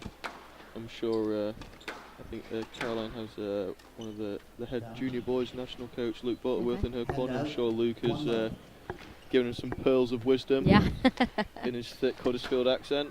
Oh, I'm sure. But Lucy has been in these situations so many times now throughout the Totally. whole junior career. Absolutely. And I think that there is that knowledge of like, okay, I'm comfortable with this discomfort. Ooh, nice shot. That That's was lovely. very nice. That was a good rally. Very good rally. Got onto that ball very quickly and switched the direction. Broke Lucy's rhythm. Very smart. Yeah, totally. And it kind of started with that better length from the beginning of that. Right, a little bit higher, just like Yeah. that ball there. Just a little bit higher, a little bit more, depriving. And that's the problem with Devastating, Lucy. that drop shot, isn't it? And And she forces that boast. She hits a lovely width, a little bit more height. All of a sudden, she forced the boast. And I always say this to, I was telling this to a junior yesterday. If you have to boast, you're probably in a really, really tough spot. Yeah. If it's not a choice and you're like in a position where you must boast, It's you're not in a good. You gotta trouble. know, Trouble. right? Yeah. You're probably gonna be chasing something. Yeah, absolutely. we do it with the juniors a little bit with our back wall boast Yep. game. Yep. And it's much of an attacking game as it is a defense game to try and learn how to deal with what's going on. Totally. But I'm not sure I'd really want to do that against Lucy. She keeps that, especially on the backhand side, that straight drop stays very short. You know, it's really funny when you think about like the comparison in the men's and women's games. I find that there's a lot more kind of working boast. In Hand out. It was a lovely boast there. It but was a lovely boast, as you said. No, it was a lovely boast. But in the men's game, it's a lot more of a working boast. There's this idea of like, okay, I'm going to just take someone in because in reality, the guys are picking up more balls. Yeah. So they're kind of like, okay, I'm going to try and work you out of position. Whereas in the girls and the women's games, the boast is a lot more of an attacking, I'm going to try and punish you shot. Not a working ball. It's like, no, I'm going to get you on the run. I'm going to get you in a bad position, and then I'm going to capitalize on that next ball. Yeah. As opposed to like a working, okay, I'm going to work you out of position. It's like, no, I'm going to punch you in the nose here a little bit. Which I think, yeah. That's tight. Nice shot. Nice. She looks like Caroline's relaxed a little bit. Those were going in there quite low in the tin the first game, and she's breathing through the Absolutely. ball. I'm sure Luke's telling her. Yeah. Oh, nice shot. Oh, Can't be you gotta your serves gotta hit the sidewall, don't I they? know, I Against mean, Lucy. I coached under 11 boys this morning. It's get the serve in. It's same for under 19s It's so final. true. It's Basics. so true. Squash is a simple game, as we always say. It really, you know what? It really is. Oh, that's that's a nice lovely. line. That was Wow. a lovely line. Great With a ball. little Serve bit of was good on the deception. left wall. Little bit of deception. Just a little hold from a 4 good and position, 5. man. It's so subtle and so effective. So when effective. you've got someone so athletic as Caroline as well, she's setting off early on 100%. most balls because she's trying to get onto that ball so quickly. It's similar to yourself. You move so quickly in that first step. Just a slight delay makes such a big difference to your rhythm of your Absolutely. movement. And you can really sell yourself out. I mean, there is a point where you move too fast, too quickly, and if your opponent is just that little bit more patient, and you kind of sell yourself out a little bit and show your cards, they should be sending it to that opposite corner, right? Yep, absolutely. Couple of errors from Lucy here. Yeah, we're seeing a little bit of a flip. We had 7-4 the other way in the first game. Mhm. That's what you expect for the 1 and 2 seeds for Yeah. the tournament. No let. No that. Yes, Yeah. correct call. The interference is minimal. Very understand it minimal was not interference. customary. Maybe I think it might have been one of those And that felt like a lot more than what we can Yeah. see from here. I think sometimes too, it's not actually like you can't quite see it. Sometimes your opponent is in, the ball's kind of hidden. And Yeah. I always find that you want to ask for a let there, but you're not going to get it. But you also can't see it, so you're quite uncomfortable. That is a really Great well squash. constructed rally. That's lovely. Well done. Hand out. Very, 8-5. very smart squash there. It's interesting. It's got two quite differing styles Yeah. between them. Obviously, they're trying to do. Oh, Yes, that's the ma'am. best kill she's hit as well. Yep. That's a shot. Bummer. Yeah, nightmare. Want that one back. Yeah, it's two very different styles, and we've seen them both be effective in different ways in these first 2 games so far. Totally. It's the beauty of the game, isn't it? Play it your way. Absolutely. Oh. Ooh, I like that though. Did That's she an mean that? interesting. I hope so I hope because so, 'cause that was brilliant. a Yeah. that was really quite well executed. And up the middle. It's interesting. We're seeing so much more of that in the professional game right now because people are 10-5 pattern in following ball. so much better, right? I hit the post, 9 times out of 10 the cross court's coming in, I'm balling that cross court, right? The odd one is maybe a drop, maybe a straight drive, but 9 times out of 10 it's cross court. People are following that pattern. So if you can sell the cross, that's lovely as well. Jeez. She did that from quite an upright position as well. It's very skillful. Good for her. She's got soft hands, doesn't she? That was very, very nice. Arlen just missed that 2-wall boast, and it was gone. Yep. Caroline's got game ball here at 10-6. And let's finish it with a nice length. Very nice length. Especially on this glass court, length is so important. Length and how short you can keep this straight. Your touch at the front of the court. The court is like I say it to some of the juniors. It's like 3 or 4 paces longer on a glass court. Oh, 100%. If you're you can make very this good court at your so line, big. yeah, exactly. You can make this court so big, and I think also one of the biggest things that I kind of recognized when I was starting to play on more glass courts was this idea that a good length is also a good width. And it really, if you can get a ball fading into that side wall with length, with control, and really have it kind of hugging in, it's just really hard to deal with on the glass. It is more effective. I mean, it's always effective, fading length, but it is even more effective on a glass court. And that's what opens up the soft, the soft touch in the front, right? You hit that fading length, they scrape it back, and you put that ball back in. Absolutely. So now we've got 1-1. Pretty much even. We've got 11-7 one way and then 11-6 the other. We're going back in at love all. Yep. Pretty much here. What's your thoughts here? What's Lucy going to change? I feel like she lost a little bit of discipline that she had in the first game. There was a couple of errors which weren't happening in the first. What do you think we're going to see from Lucy going into this third game? I think hopefully a couple of less of those ill-timed boasts. I thought there were a few that were just a little casual. We saw Caroline really taking advantage of that front of the court. Like I said, if it's too predictable, if you have to hit it or it's too predictable, it's just not enough unless it's perfect. And Lucy does hit perfect ones, but the problem with perfection is the margin for error is so small. So I think we'll see a little bit more line hitting. She takes in a really good straight ball. So if I was her, I'd try and bank on those straight balls and straight lines, and then trying to break up with that hold as much as possible. Let's see what we've got here. Ooh, that's tight. That's well played. Was that good? Oh, was it? Oh, very good. Can you imagine? I'm like, oh. Oh, man, I do Olivia it all the time. Klein can't tell if a ball's up or down.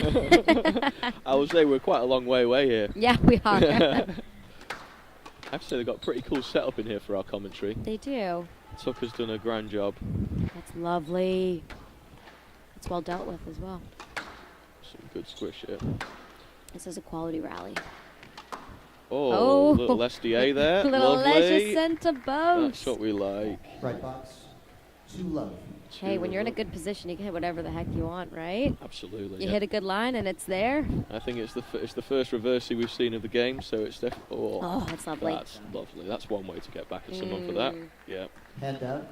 It's so funny. I was talking with Arlen yesterday about this idea that there are players that are, dead set on being super creative, and they perceive being super creative as this idea that they've got to go loads of cross courts and flicks and this, and I myself have been. That's a lovely boast. Ooh. Oh, good get. Oh, good rally. Good rally goes. But there's this idea of the more flicky and tricky I am, 3-1. the more creative I am, and honest, people want to be like Rami, and I always want to say to people Rami Ashur had the best straight length and the best width of anyone, and the reason you only see the end product like that, you only see the end product of this beautiful touch, but that was built from the discipline of the good straight length, of the good wide cross court. That's where it all comes from. And discipline is freedom, right? Yep. If I'm disciplined and I hit beautiful straight lines, I have the opportunity to hit whatever the heck I want whenever I want it. Ball's too wide. Yeah. Good decision. Understand the quality of the shot was too good. Don't think Caroline needs to get involved with the referee at all here. 3-all. As much as you feel like you want to, it's never going to change. No, and I also think too, from her position, I reckon she's fast enough and quick enough. Go get Just it. go up and get it. Yeah. Like, there's no, it's not going to hurt you. That's a lovely length. On it early. Nice hold, slow And the again. pace, and Yep. Oh, oh, wow. Well Mr. dealt with. Benoni, well done. Wow. Wow, Lovely wow, wow. counter-attack. Caroline played 3 or 4 very good shots in a row there, and then that last kill, Right just box, Lucy managed to just get the 4-3. fingers over that ball. It's lovely. If you can get a nice counter on that glass, it will glue. Oh, yeah. Oh, yeah. Lovely stuff. Yeah, what you were saying earlier is absolutely true. Like, if someone looks flicky and tricky and they use their holds, they have to have a good basic option for you to be covering in the first place. Absolutely. And it's in reality, we're constantly like teaching our opponent our patterns, right? So people think, oh, well, I'm going to flick it cross court. But at the end of the day, if that's your pattern of play, you are teaching your opponent that from the get-go anyway. You have to get, it has to be 2 things, right? You have to have a choice and an option. And I think that it's so important that that first one is basic and consistent. Oh, that's a lovely counter. That wow. was a great rally. Wow, wow, wow. We're going point for point here. This is the second time Fouts is having a conversation with the referee.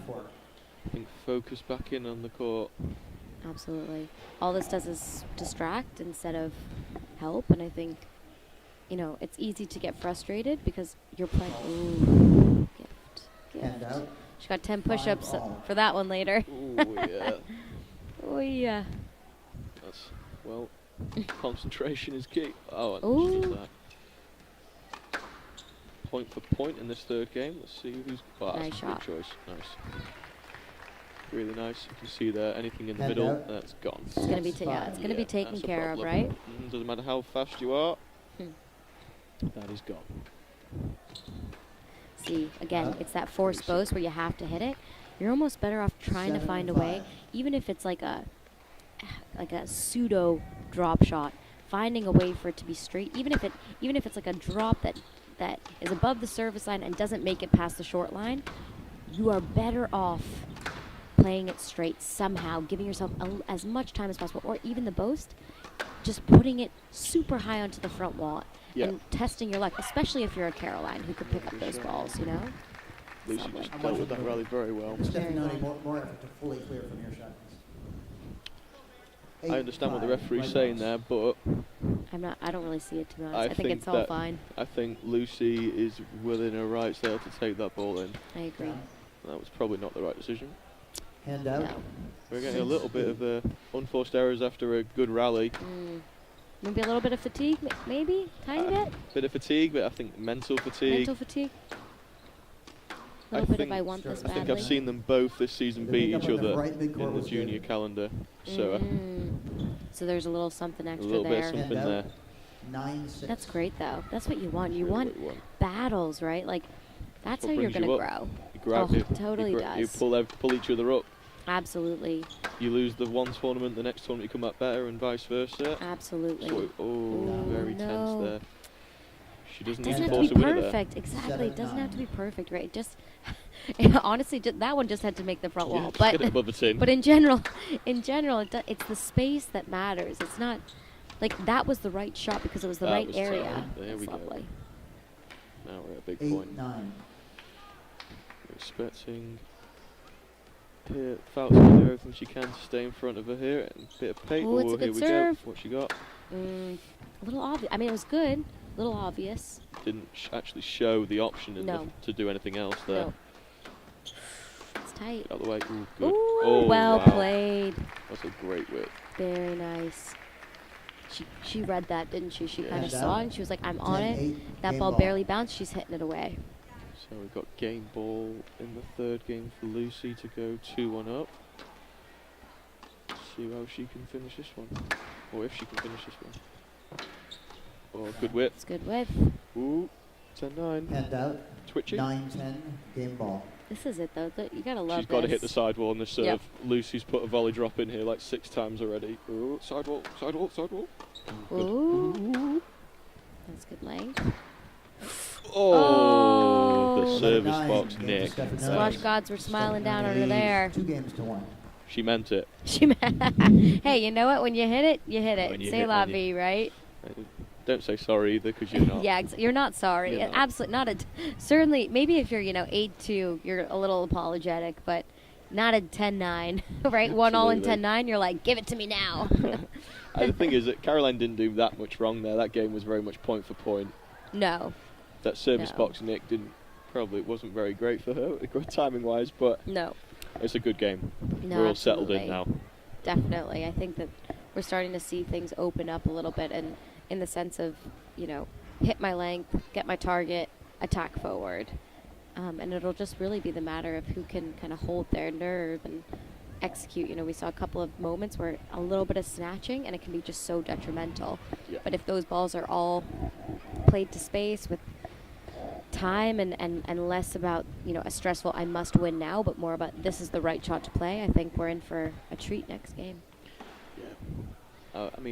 From the neutral here, as looking in as a Team USA player and Team USA coach, we would like this to go to 5. But obviously, whoever either is deservedly of this title if they were to get it. Absolutely. 15 seconds. 2 very nice girls as well, I will say. Mm. And we haven't seen much issues here in terms of getting in each No. other's ways too much. Caroline No. maybe felt hard done by a couple of times, but maybe she more of did a lose, frustration so- with the shot or Absolutely. losing the rally, I think, than anything. Time. Sometimes it's hard when you're frustrated and I think it's an interesting thing because at times you want to, you have frustration, you want it to get it out, so better, it seems at the time Stefanoni better leads than, 2 games to hitting yourself 1. with your racket or, Stefanoni to serve. yelling profanities. It's easy to Love look all. at the referee as a kind of a scapegoat for your frustration. Absolutely. Um, Blame everyone else but yourself. exactly. Yeah, it's their fault. Not, oh, that was a bad shot. Oh, that's lovely. That is textbook Stefanoni, that one. She really comes One around love. that really nice with her wrist, nice and firm, and just kind of slots around it. Well, the girls know it's coming. Yes, they do. Can't do anything about it. Nope, because she still as Straight crazy as line. it still Wow. sells the straight ball, right? Yeah, exactly. Oh, that's nice too. Stroke to Fouts. Ooh, I mean, Hand out. 1 It's all. I think it is a stroke, but it's unfortunate for Lucy because she was all over that rally. I feel like it's just a tiny bit generous from the fact that I didn't feel like she was completely in a great position, but Oh, that's wait. a lovely. Stroke to Stefanoni. Ooh, I'm not There's- sure about there's that. Okay, I'm gonna direct tell you, I access to think the ball. that one was less of a stroke than the Hand other out. one for sure. 2-1. Yeah. I think that was a really hard drop to go and play. I think. I'm not sure she's going to hit a winner from No, it. I don't think so. I I think. think she may be going to get it, but I don't Yeah. think she's going to hit anything great from But it. even that, I think that's going to be a hard ball to get. Stroke to Stefanoni. She needs to stop doing that. The ball was there. You were You know what direct in her though? direct line. It's I think this is where Caroline needs to be like, 3-1. it's not the shot, it's my movement around the shot, because it is the right shot, but her movement is a little bit. She's standing upright on it. Yeah. It's a matter of hit and get the heck out of there. Stroke to Fouts. Oh, we're throwing the Hand strokes out. around now, aren't we? 2-3. Yeah, I think I'll take back what I said about 5 minutes ago, not having made decisions, and we've had 5 in 5 rallies. Stroke City now. Oh. Nice. Yes. That's a good See, shot. a little That's bit good. of hold. She gets onto it early. Looks like she's going to crack it cross court. Hand That out. counter drop becomes 4-2. so deadly. Just a little bit, I've been watching a lot of these girls play, and I think Fault. Second as a serve whole. out, wow. Yeah, that's I brutal. don't know about you, but it's not 3-4. even double court sprints. That's I mean, that's two, just. two in one match. We need to have a talk after that Ooh. one. I think we'll have to send you down, Blatch. Yeah. Oh dear. But it's interesting to see, watching these girls play and. Oh Ooh, my good get, go, go, goodness. go! Oh, love it. A little Atta bit girl. of Paul Cole there That's going on. fantastic. Epic. Hand out. But 5-3. yeah, it's Girls fun get to stuck see in it. this. Yeah, they want it. I love it. That's what it's supposed to be like, Down. Oofed. That's unlucky. So we've got 6-3 6-3 in this fourth game. It's tough too when you make an error like that at that type of time when there's a really big difference. 6-3 and 4-5 are emotionally very different positions. Not just obviously by the score. It's when someone has a 3-point lead, that is lovely. That is absolutely lovely. Nice and quick, hey? Yeah, Just lovely. on it. I hit it. I'm there. Boom. Nice and There's straight. very little with the racket there. Just used her momentum going Absolutely. into the ball. All legs. And a good serve, and now we're back in at 6-5. 5-6. Yep. I was on commentary yesterday with a good friend of both of ours, Mr. Lyle Patterson. He's Ah. got big thoughts about like different score lines and Yeah. which points are big points. Lovely. Oh, wow. Lovely. That was Lovely, a lovely ball. lovely. 6-all in this 6-all. fourth game. Caroline's just got 3 in a row. A little I bit love of it. momentum. Oh, And she's also trying to. You can see her trying to force that serve. She's going. She's up. Look at this. She's like, I'm going to go 7-6. serve. I want to serve now. As soon as Lucy stops, she's serving. Boom. And that just is so smart. For Lucy, Lucy should be taking her breath. Let her hit the serve. Go back. Take your time. Don't force anything. That's lovely. Ooh, she got it. She got it. Get out Ooh. of there. Oh, and she got that as lovely. well. Lovely stuff, girls. Lovely, lovely. Look, is great squash. Ms. Stefanoni, just a reminder, if you're appealing a pickup, just raise your hand, please. What's going What's on? the I chat? understand you played through I'm the distraction, confused. though. I felt like I was watching this pretty intensely and I don't have a clue what they're talking about. I feel like everything's fine. Caroline just wants a natter. Okay. You need to stop. I told you she's trying to get her frustrations out. Mhm. This is like it's the Hand same out. thing as 7. journaling, There we go. essentially. Ooh, so 7-all. This is going to get. Oh, nice. That's beautiful. Well She done, really Lucy. took that space Good there, didn't choice. she? Took her space all the way around. Let that ball fly 8-7. right through. Came off that return of serve being a little bit loose from Caroline, Mm. allowing Lucy 2 opportunities to volley in a short amount of time. Just can't do that with an. And it's not just, people think attacking player, nice hands to the front, but Lucy is trying to attack from everywhere. She's one of those. She's a deadly player. She's looking for that. Oh wow. Good wowzer. My leg would still be in the front right. Lovely. That's nice. Good. Ooh! Oh! Smart. Oh, Oh. Stroke. Yes, slack. Ooh. The ball was a bit I would distance. say that was more of a Still had stroke some than time. what's been given Distance to already. do the But ball. Yeah, Left box. it was a bummer because I 8-7. loved the pattern that Lucy played there, which was boast, hunt the cross court, right? And it did play in, but actually, Caroline's shot was just a little higher than Lucy thought, and in that situation, maybe you got to go cross court, I think they're listening to you about these boasts, I Couple of know. savage ones. Oh, going for that's both lovely. shots. Oh, she left an elbow in there. That's lovely. The ball was to the left. To be honest with you, I think that situation, as frustrating it is for a player, 9-7. she is entitled to take her Yep, position for that ball. I absolutely. didn't think it was excessive. I think, honestly, I think she had to. I think the way the ball was played at her was I have to come into my hips a little bit, really extend the follow through in order to get this ball up. Oy! Yeah, that was Yeah, just a little careless. So we've got Okay, Caroline serving at Hand out. 8-9 down here. 8-9. Wow. She's fighting to stay in this match. Ooh. I thought we were going to see the volley drop off the serve there. Mm. Go on, girls, battle it out. Let's see what you got. Oh, love it. That's a Good lovely ball. length. And again, well, look at this. Uh-oh. It's going to get tight. Ooh. Caroline, lovely. Lovely. Mm-mm. Lovely. Just came off that. No, there kind of 9 no all. need for that cross court volley drop. Yeah. I think that's it. It's so hard in that moment. It's tight. You're 2-1 up. You're like, I want to win this now, and it's just a Down. That's a can't 4-0. snatch That's it though. Can't snatch it. 2 10-9 rushed volley game ball. opportunities that weren't on. Absolutely, and it is that end of game. I want to win this mentality, and I think if I was Lucy, I'm thinking I just gotta keep building here, build these rallies, play them out, and know that I will get balls like that. But the problem is that the 11-9 2 game to points Fouts. before, I'm already 2 games snatching. So all. then I get that ball, and I snatch again because that's what I've done in the last couple of rallies, as opposed to, all right, we're not snatching here. We're going to play this out. I reckon she plays out the other 2. That one isn't in the 10. 100%. And now we've got a 5th game, which is what all the crowd have been waiting for. And a little halftime show from this guy. Well, he's getting his moment. Shall we just have a quick look at his swing I as love he it. gives Let's it a go? dissect. Oh, All right, a little tricky, head fake. tricky. Wow, who is this boy? Wow. I'm sold. Oh, yeah. Nice. Might have to work on the A little bit of racket prep. little but racket prep sitch, but it's we'll okay. Get there. We're working. How old are you, kid? 9? Could maybe bend an elbow in that Oh. forehand, but we're looking good.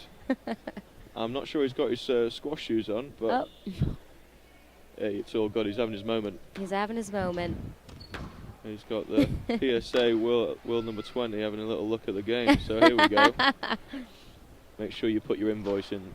I will say this. I love coming and seeing all these kids jumping on court right after. They're desperate to get on there. They love it, don't they? They really do. They the court really rats, do. as we I like love to call it. them, an affectionate name, I know. It's so true. But you know what, though? Like, I was there, too. I remember I'd go to the British Junior Open when I was 10, and I still have 15 friends that I'm in seconds. touch with that I met From from the ratting. first from ratting, from court ratting. I still have friends that I would court rat with back in the day. Like, I still know to this day, and players that I hit with back in that day. And it's so what this game is about, this camaraderie. Well, he This didn't shut the door, though. We need to teach him that one. Jeez, we're going to have a talk with him. There is a Just rat like code of conduct there, and that's there, shut yes. the door. Another thing, I'm going to just air a pet peeve because why not? We'll see who's Let's see listening who's to this. listening, I yeah. would like to Resolve, air this bounce pet to peeve. serve. I would like to make a public service announcement. When you are warming up, Love all. 2 balls to yourself and cross court. I'm Uh-huh. sick of seeing solos. It's really frustrating. If Charlie Johnson's listening to this, we watched a warm-up earlier, and he counted rather loudly, I will say, 20 balls to It's themselves ridiculous. before I'm sorry. cross-court. I'm sorry, but it's 2 and over. And if you're not willing to do that, then I'm sorry, but you lost me. It's almost. I've watched some of them where they may as well have had 2 balls on the court. Hand out. It's brutal. 1 It's all. brutal. It's like we're not here for a solo. You could have done that with your own time, mate. Yeah, you probably should have done that Thursday.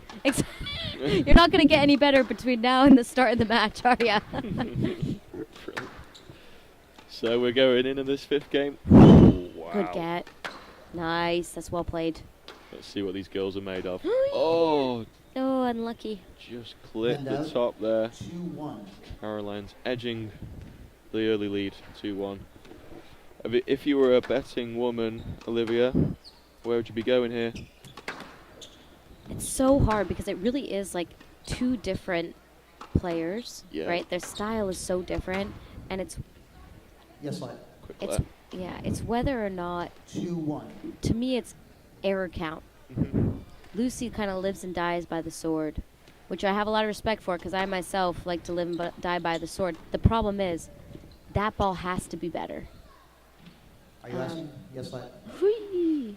So it's 2-1. interesting. She didn't get a let earlier because she stopped for it. Now she's gone all the way through, and you're Yeah. almost at the point where you're there to hit it. I think you just gotta, yeah. Or Ooh. quick Stroke movement. to fouls. See, I think that is a ball where I 3-1. understand the idea that it's a stroke. However, I think you should go and play that ball. Yeah. You know, I think when you give those out, it's like, wow, that's lovely. lovely. That was stunning. Go on, Luce. Great shot. That's Hand beautiful. out. 2-3. Let's see. Hopefully we get the best squash of the whole match in this 5th game. Oh, yeah. That's what we want. Specter Centre is packed. I'm sure there's lots of youngsters watching these girls. So being they should. inspired for the next. Oh, yeah, Nice. that's tight. Good. Well dealt with. I Good. love that straight and lift. Out. Out. Unlucky. I think she thought about hitting high after she'd 3-all. already thought about the pace she was already going to Yep. put on there. Yep. A little too much. She was like, Unfortunately, oh. high and hard is not great. No, that is not It's that's not the one. not the one, unfortunately. That's really well straightened. I think in that position, Lucy could. Yes, lad. Now, There was in room my to swing. opinion there, if Caroline just dips in a 3-all. quick 2 or both, Lucy's Agreed. completely out the point. Totally. There is a lot of merit a lot of time, even if there is potential contact or whatever there might be in the way. If you actually go and play the ball, you've put them out the way so Agreed. far that the Agreed. space is easier to hit. Agreed. I think that a That's lot of lovely. juniors that it's called we like to call it the old fish, but I feel like a Absolutely. lot of the time they could actually play through. Ooh, that's Yes, lad. she left a little sneaky one in there. Little I think. sneaky. It's so interesting though, because I can see what Lucy's trying to do, but what Caroline's doing so well 3-all. here is just getting that extra few inches of height on that cross court from the front. Yeah. Lucy wants to volley that, but guess what? When you got to go above your head, that's stressful. Lovely ball. Wow. Wow. That was very nice. Told you, lives and dies by the 4-3. sword. You know, it's Why not? why not? Exactly. It's what her skill set On is. your own terms, right? Short ball's lovely. I mean, that serve, it gets close, doesn't It does. She's It's a already little got 2 stressful. out. Ooh. Ah, Stroke to fouls. both telegraph. That was. I think when you out. know your opponent is 4-all. up there and you have to hit a drop shot, don't. Right? Like if your opponent's behind you, that's when you got to know. If this ball has to be perfect, it's not the right shot. Yeah. You know? And those lines are tough. These girls are strong. They're getting balls back. I understand they want to work it around, but that was is well dealt really with. good. Wow. I like that. Mm. That's just that, oh, I have to do this, but no, I'm going to find a way to get the extra effort Hand to out. send it over there, get her 5-4. out of my back pocket here. You know, I think that type of creativity is so important and so special, really, to be able to do that from that position. 100%. The improvisation there, that Mm. shows just hours of on court.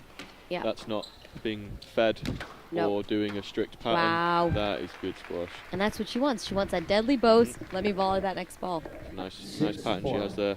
I wonder if Caroline, maybe if she was to watch this back, might start really trying to work on straightening out the front, Off the boast. right? Like making sure Even that like a straight lift potentially Absolutely. rather than the cross court one. 100%. That's That's a lovely. very good That's a shot. very well straightened ball. Lucy's just got a 3-point lead now in this 5th game. 7-4. Crunch time. It is crunch time. She's moving better as well. I feel like she's seeing the ball a little bit. Her rhythm is kind of settling in as well. Her length is the one that's coming through. That's where we will. And that's what we're talking about. That That's the one. straightened ball, right? That's Maybe so I think important. Mr. Butterworth might be listening to this commentary downstairs. 5-7. It's so funny because the first time I ever understood the importance of being able to hit straight out of the front was I used to play Nur Al Tayyib in the semifinals of basically every British Junior Open that I ever played from when I was 11 onwards. 5-7.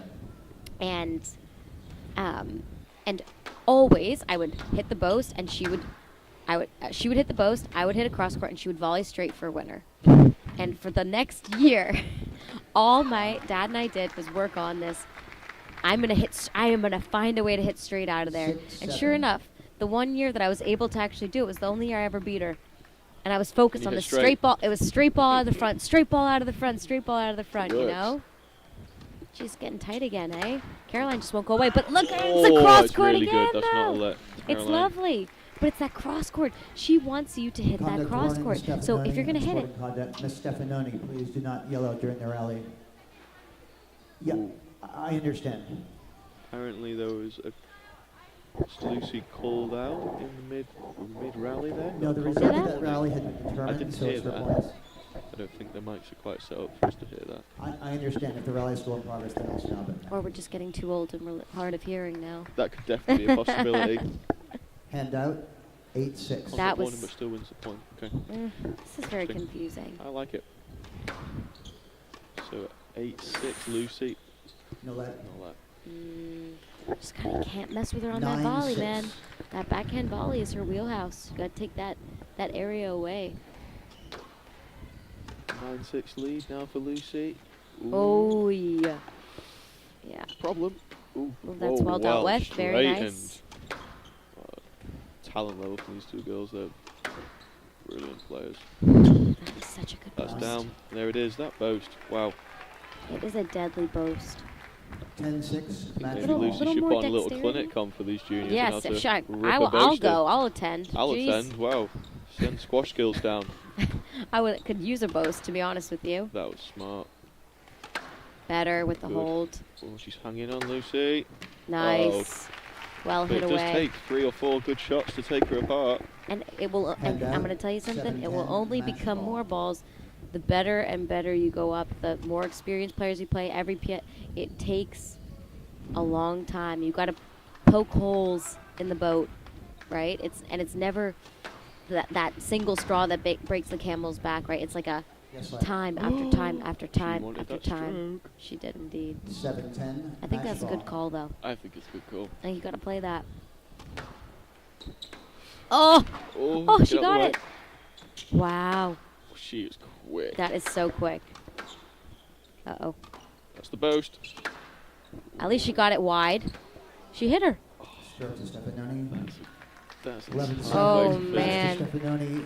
3 games to 2. 11-7. Championship 6-11. ball. Championship down the ball. middle. Let's absolutely 9-11, rip her one in the back. 11-7. Well, that's how to utilise the rule book. That's Yeah. Lucy Stefanoni taking the girls under 19 championship, winning in 5 games against Caroline Fouts. It's good stuff from these girls, you know. It's Very good. impressive. Very impressive. The future is very bright. Thank goodness, sure. eh? Thank I'm getting goodness. old. Liv, you'll still take them all apart, don't worry. Oh, I don't know for how Many much years longer. to Not with come. those boasts going in like that. And so we have our final following this. Our final? The final. It's not on at 2. It's at 2:25. It's next. Currently. Coming Coming next for the boys. Next We've got up. Daming and Torres going to battle it out for the boys under 19 final. Have you got a guess for the boys? I have heard some fun stuff about this JJ Torres kid. I've heard some fun stuff, and I heard he had a couple epic matches yesterday. Yep, and I think it'll be interesting. I heard Rowan maybe had a tough one earlier in the morning, and then obviously had to deal with Hollis last night. He's a resilient kid. Yeah. Rowan. I mean, he won the World Juniors, and I have a feeling he's quite young still. Yeah. I think someone in his team said that he's got another one. Wow, So good I for think him. he's young and he's already starting to hit the PSA tour. So I mean, Be interesting. it'd That's what we be want, very high quality. That's what we want. We want winners. Winners. Excitement. We want winners. We want dives. We want the whole show. We want the whole circus. Oh, 100%. Look, from the match we started earlier, I think Hollis Robertson's got a 3-love win, so he is third place. Third place, Good for not Hollis. bad. Good Not- for Hollis. Not bad at all. Let's say this is 3-4 playoff is so impressive. To win a 3-4 playoff is so, to me, it just tells you how tough you are, because at the end of the day, you lost a semifinal. You're bummed. You're not in the final. You have to show up on a Sunday, or whatever the heck today is. But What day is it? what Tuesday is it? Wow. You have to show up on a Tuesday and you have to get the job done. At the end of the day, I have a lot of respect for those players who come in and they've lost and they come back and they rise again. It is the toughest thing, and I mean, a lot of these junior tournaments, we have all these plates, and Oh, they're so lucky though. The kids are lucky. they get so many matches. It's a brilliant opportunity for them. But Totally. then, if you are supposed to win and you have to then play the back draw, brutal. Whew, It's brutal. that takes a certain type of mental strength. Absolutely. Character growing though, and I think at the end of the day, that's what this is all about, right? We're here to experience and to really test ourselves, become resilient, right? These are opportunities to become the things that we want to be in our lives, right? You don't get given patience, you get given opportunities to become patient. You don't get given strength, you get opportunities to become strong. And I think at the end of the day, nothing more than you can ask for. And before you switch out, Liv, if you were to give some advice on what the difference is or how the transition works between the junior into the senior game. Obviously, you were a very, very successful junior and then went into the World Tour young, relatively, for a USA player, and then it achieved the highest ranking as 12. Is that correct? 11. 11. Yeah. Sorry, No, it's all good. Don't I worry. should know that. That one is just really. No, I'm joking. Important to me. What would the advice be No. for Caroline and Lucy going forward if they want to push on into the PSA again? What would be the first things? Play as much as possible. Yeah. You know, keep fighting. Fight until the death, and be okay with some days you're gonna to win and some days you're gonna learn. I think, for me personally, I felt like in the last couple of months I've done a lot of soul searching about this, and at the end of the day, you gotta love the battle, because all there is really is the battle. Because even a win, it's fleeting, right? It's not something you can hold on to. You know, put systems in place that you can trust. Create habits that are gonna make you thrive as a human being, that is gonna grow your character. Because, like I said, at the end of the day, this is a wonderful game. It can do the world for you. I've been so privileged. I've traveled around the world, seeing different cultures. I met my husband. I have so many friends and have really been able to be introduced to so many different things that this life has to offer. And this game is just a bigger thing to them, you know. So, yeah, enjoy it. Love to fight. And put systems in place that will challenge you every day to be your best self. That's it. Lovely. Now transitioning to... Two clowns, sorry. Oh, see that movie Dumb and Dumber? No, I'm joking.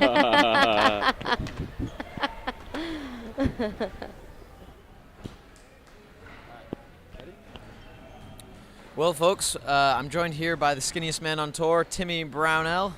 And we are here to intro you to the boys under 19 final, which they will about to be taking the court on the West Glass court.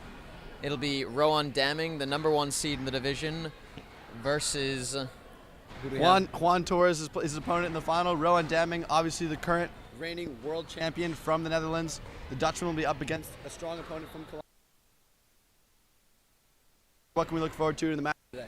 Well, I mean, two very different playing styles. I feel Damming is quite he's quite structured, very hard to break down, very physical player, and he'll be looking to play very organized. And Juan Torres, a little bit more of an court player, likes to move the ball around, counterattack, drops in the front. So I think we'll see a good contrast of styles here, where Damming will be looking to contain a lot, look for volleys, take the ball early, play at a high pace, whereas Torres will be looking to counterattack and create space on the court where he can use his creativity. Yeah, certainly you've got to feel that the crowd is on the side of the Colombian today. We've got a great Colombian influence here at the Specter Center, and I think it's going to be loud, it's going to be noisy, and we're just looking forward to it. Yeah, and we just saw the finals of the girls under 19, where Lucy Stefanoni took the title in a very contentious 5-game battle, and we actually have Lucy right here, so we'll bring her on for a post-match interview. Lucy, congratulations on your win. It was a great match, very back and forth. The momentum was switching a lot. So what are some of your initial thoughts on your performance today? I thought I did a really good job of cutting off. I was trying to take away Fout's speed because she's one of the fastest players as a junior. So I was trying to take advantage of that. Plus my movement's been a little bit off recently, trying to go for shots, and it didn't always work out, but like the idea was there, and I just wanted to maintain lose confidence if things all the time. Got it. And we saw might have been a little controversy, but both of you guys, like friends, a lot of history between the two. What does it mean for both of you to make such a prestigious final? Both of you have a long storied history as junior players. What does it mean to you to come through today? I've actually never won a US Open. I've been in the final, I think, like times. So it was nice to finally get a win. I didn't think it was going to happen, but I just maintained focus and get ahead of myself throughout the match. So to win it is amazing. And you're not going to play the British Junior Open tournament on your... I think I'm going to take a bit of a break, but I think 2020 place the next JC. I think if I'm Out of you, what a fantastic day, everybody. Lucy Stefanoni, the 2022 U.S. Junior Open, 2022. Yep. Congratulations. Yeah. Super congrats. That was so good. You did so well.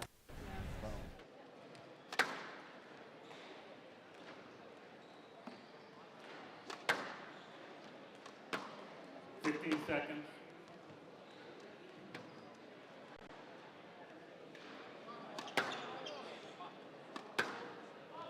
This is the 2022 U.S. Junior Open Boys Under 19 Final. Rowan Damming to serve, Juan Jose Torres to receive.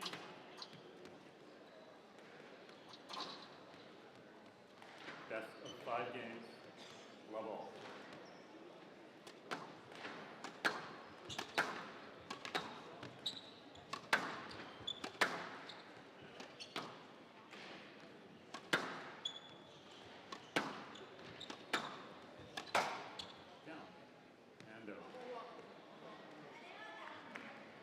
One love.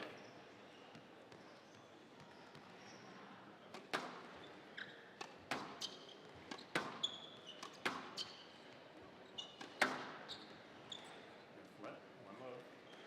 Yes, let. One love.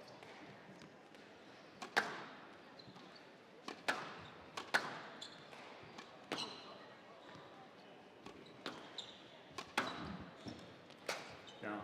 And over. 1-all.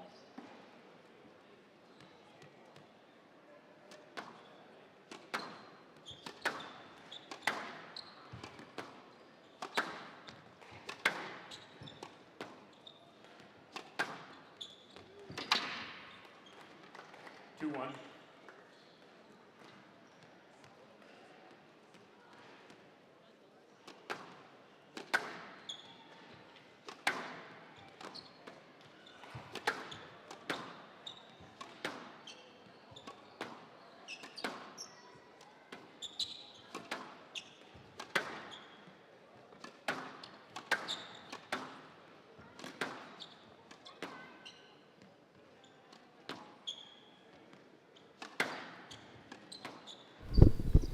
And we're live here in the under-19 finals between Rowan Damming of the Netherlands and Juan Torres from Colombia.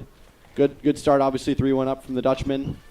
I'm joined here today live by Spencer Lovejoy, fellow national team player, and Tab Singh of Vancouver, Canada, legend in the squash community. Welcome to the booth, boys. Tabs, how are you doing today? Oh, it's a pleasure to be here with two of the most intelligent, knowledgeable, passionate people in professional squash, not just U.S. squash. Tabs, you're too good to us, Both man. these guys You're are too good just to us. wonderful guys. Like, it's just a privilege. Anyway. Well, Tabs, we had an amazing time with you out in Vancouver, so, the least we could do is show you a good time out here in Philadelphia in our own city. So yeah, I guess we're going to go straight in here to the boys under 19 final, where Rowan Damming has already opened up a decent 3-point cushion at the beginning of the first game. Tabs, what are some of your initial thoughts on these two players? I know we just did a little bit of analysis out there, but what are your own thoughts? I think Damming, I got a lot of respect for Damming, but he got a bit of flack. People have said that, he's not the strongest world junior champion they've seen.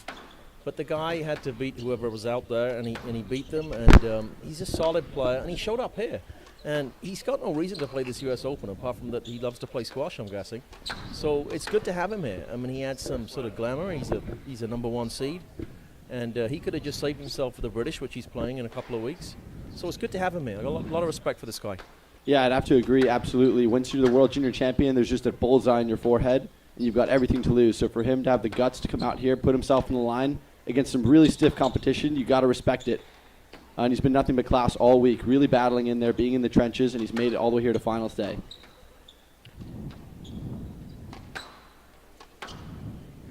Yeah, I do like Damming's.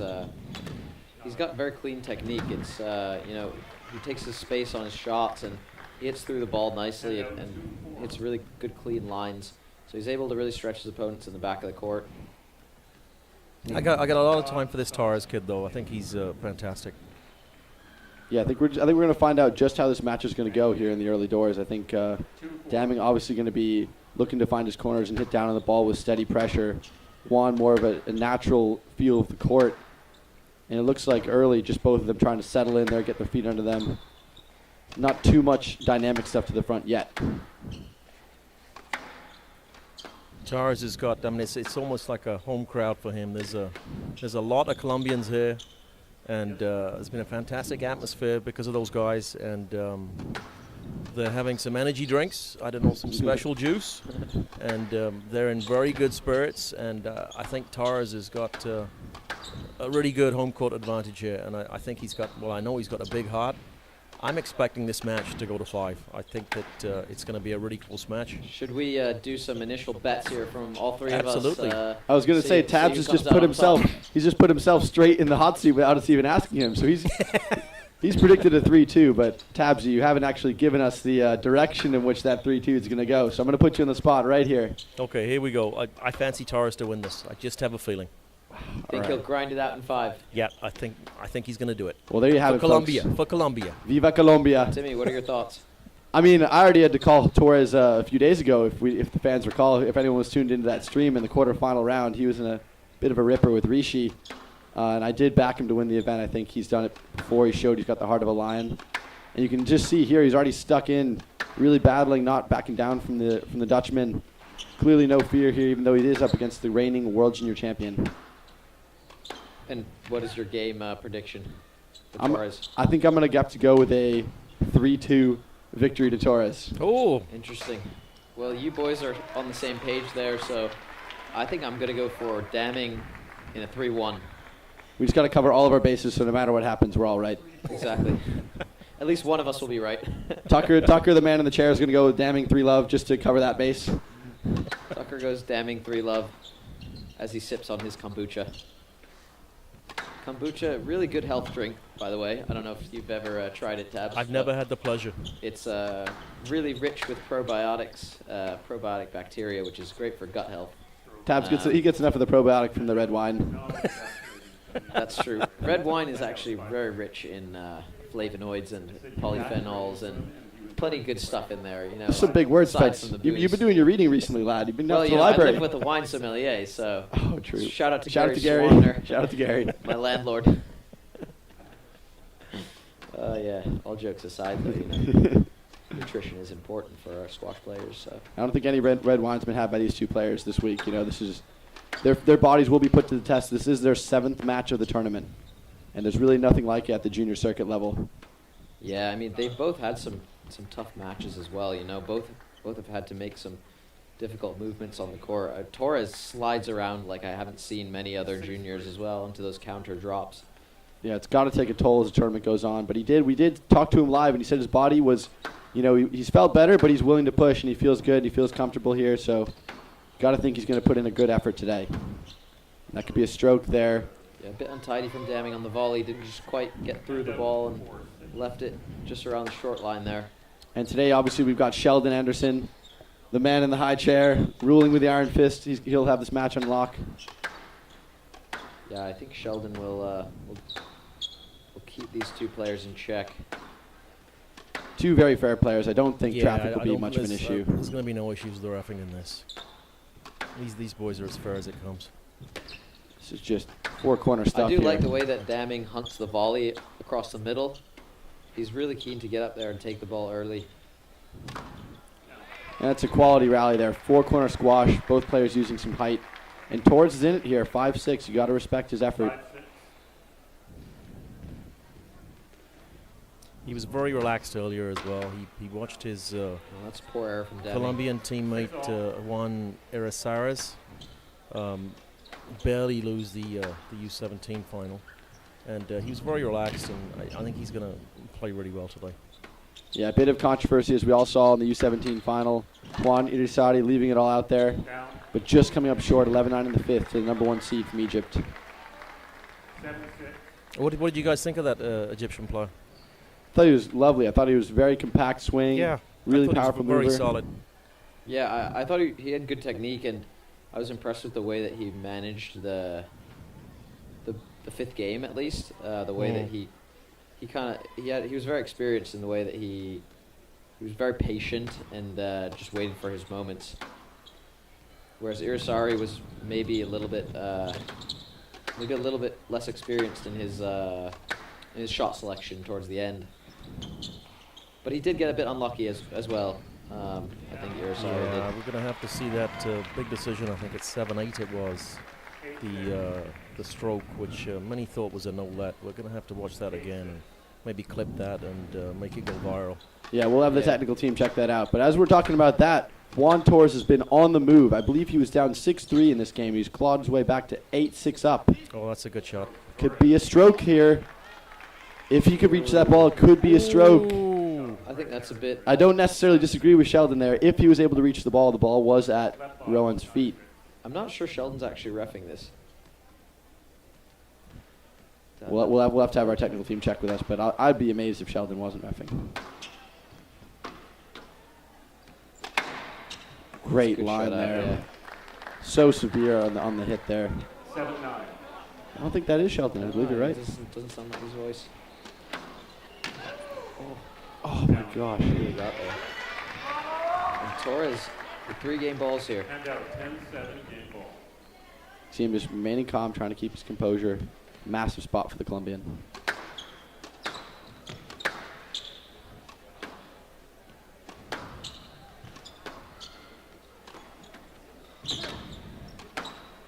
Guess what? Oh, I'm not sure about that. 10-7 game ball. I think there might have been enough interference for a let ball, but... I think he had the magnet out. The magnet was out. Bring his racket around a bit. He's been throwing a bit of a lifeline there. Still 3 game balls in hand. Oh, it's a big error there. A risky shot. Could Bit be unnecessary. Could be some daylight here for Rowan. 8-10 game ball.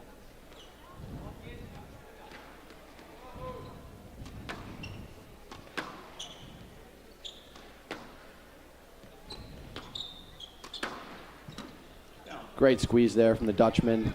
Simple drop, played it with margin. I feel that that's where he's going to 9-10 get game ball. most of his joy here is just taking the ball early on the volley into the simple line, but trying to fade it into the sidewall there. Oh, he's got the squeeze. 11-9. And you see the fist pump there from the Colombian as he takes a 1 game to love lead. What a fiery start to this final we have here, and we're in. Yeah, that was almost able to get the comeback there, Daming, but Torres just too good on the counter. The counter definitely one of his best shots. The way that he rolls it in, tight to the sidewall. It's difficult, obviously, as a player, to go up and scrape that ball off the sidewall. Sometimes it's you don't know whether you should just try and kind of whack at it like Daming's on there, or try and roll over for another counter. Because it's especially on the glass, it's a bit of a space different technique as well. Yeah. Well, anyway, we see him take the first game. Rowan Daming found himself 6-3 up in that game, and the lead just evaporated. What do you boys think happened there in that mid-stage for the Colombian to really take charge? I believe he won 5 points in a row through that mid-stage. What was the shift there? I thought Torres was just moving the ball around a bit more. He just opened it up a bit.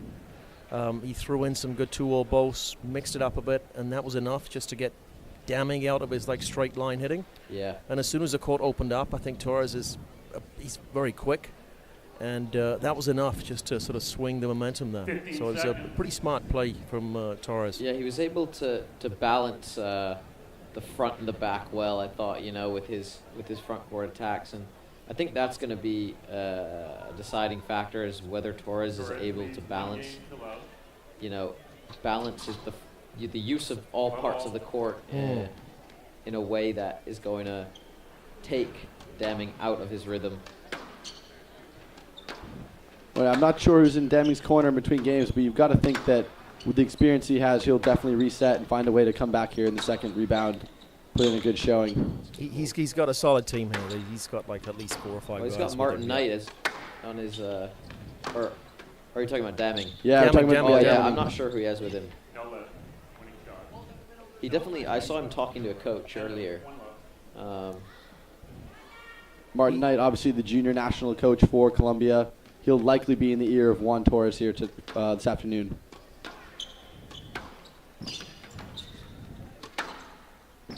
Good angle on the cross court. Good pressure here, but he's just lost a bit of severity there and let Torres back into the rally, and we're reset.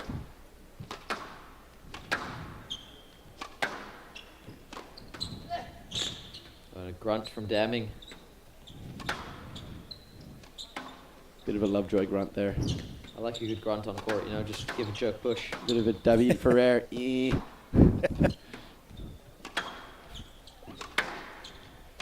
I'm not a big diver, though, personally.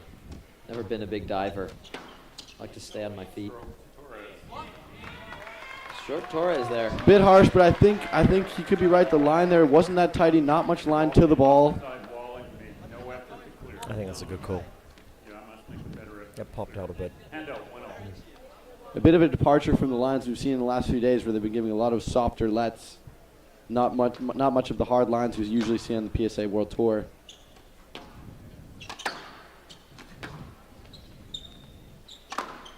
I think Daming has turned full-time pro now, isn't he? I believe so. He's definitely featured in a few events to this point. He's played some 5Ks in the last couple of months, I saw. How's he been doing? He got some good wins. I believe he made the semifinals in the White Oaks event. I believe the 5K. I can't remember. I know that he played. He was playing down in Costa Rica and Trinidad. I saw that. Wow, getting his tan. Yeah. Yeah, he came up against George Crown, current Harvard senior, in the semifinals in that event in White Oaks. And I believe it went the way of George Crown, but obviously Daming would have to overcome some seedings to make it to that round. So he's had some scalps on the World Tour, and there's no surprise there. Just fires in that long drop, doesn't he? Oh, that's good. It's a bit scrappy, but shut out. Yeah, just a bit untidy in the middle. Daming just cleaning up everything. That seems to be the theme of this week, is that Daming's just been so solid, and whenever his opponents give him those little openings, he's just there to tidy it up. Might be his PSA nickname, the vacuumer. The vacuumer. Might need to work on that one. The Swiffer. The Swiffer. Ooh. I was a bit surprised by that. Pretty good counter drop from Torres there. He got out a bit quick as well. Yeah. It's a bit harsh. A bit harsh. Players obviously exchanging a few words there.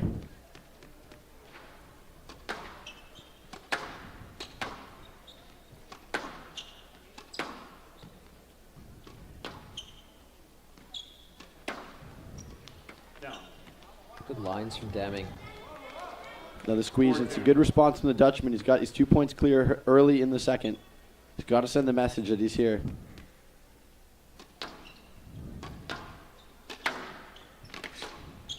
Out. 5. Similar situation to the last game here.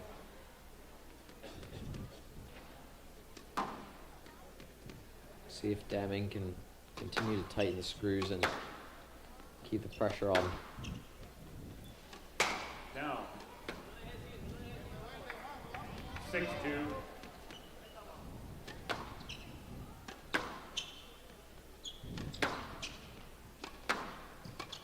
It's pretty loose. Wow, what a pickup. I think it was good. Great pickup. Oh! Thanks for coming. It's great misdirection there. What a hold and flick there from the Colombian. Just showing he's got 5-star skills. That was class. Bit like the Tabsy backhand there.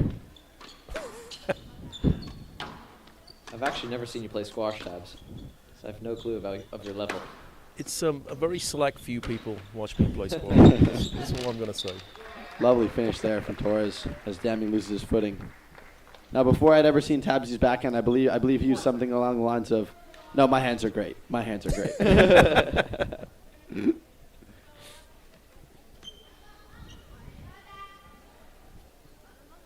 Oh, he's just launched the ball into the crowd there. It's a bit of a time wastage. 4-6. You have to add that to the stoppage time at the Stoppage end of the game. time, I believe.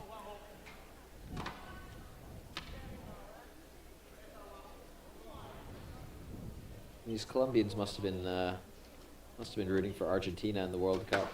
Oh, apparently I think this has never happened They didn't before. have their own team there, you know. You know, in the history of the U.S. Open, I don't think it's ever happened before where all courts actually stop play to watch the penalty kicks here at the Specter Center on the big screens.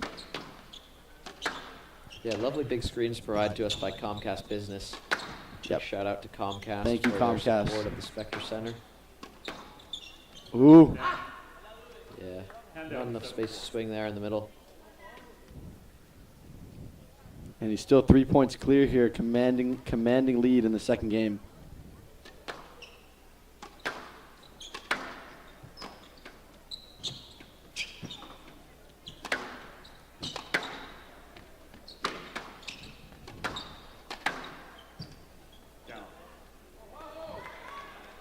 It's a bit loose, Torres, at the moment.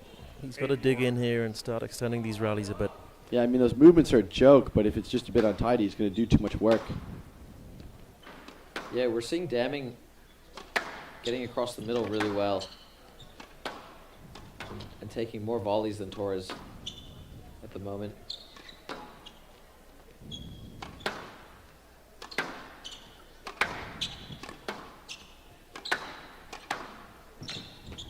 That's a ridiculous Good play pickup. from Deming.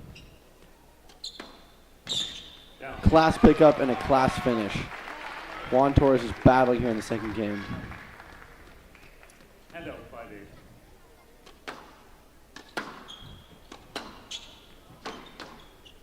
Out. Was out. No, that was good. That was out. 6-8, left box. Getting a bit edgy here. The lead is evaporating as we speak. Really got to clamp down here. Good to go to the towel box if he had access to He's got the one. imaginary towel box. We've seen some towel boxes, some not.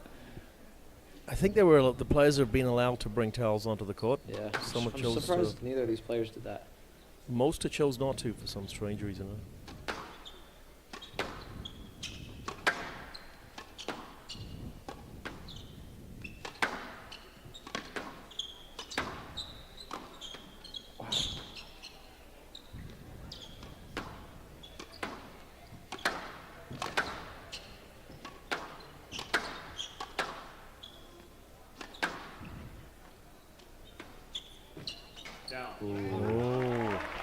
Another error there from the Dutchman.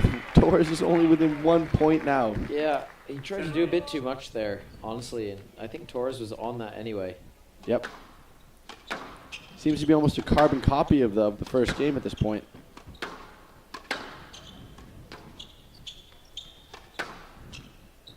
Yeah, it seems like Torres a bit of slow starts when playing the back end better.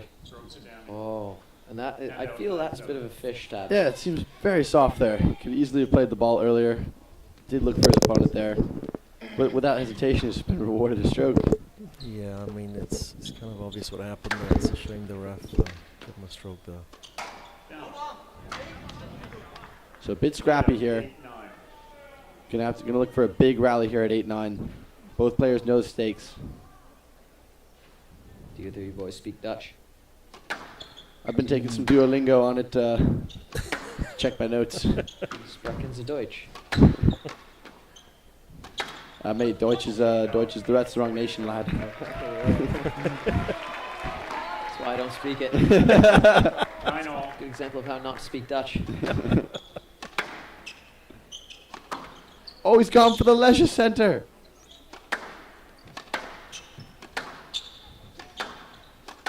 It's a bit scrappy. Good to see him play through there, though. Massive rally here. Oh. Oh my gosh, how has he done that? Seems to be the exact same one that Deming got a stroke on. And now he's noticed they're looking for the opponent. So Torres has been a bit hard done by there. That's you've got to feel for him. This is just. But this is going to be a massive inconsistent stuff from the ref. Both Colombians in both finals now have been exceptionally hard done in massive moments. ¿Qué está pasando?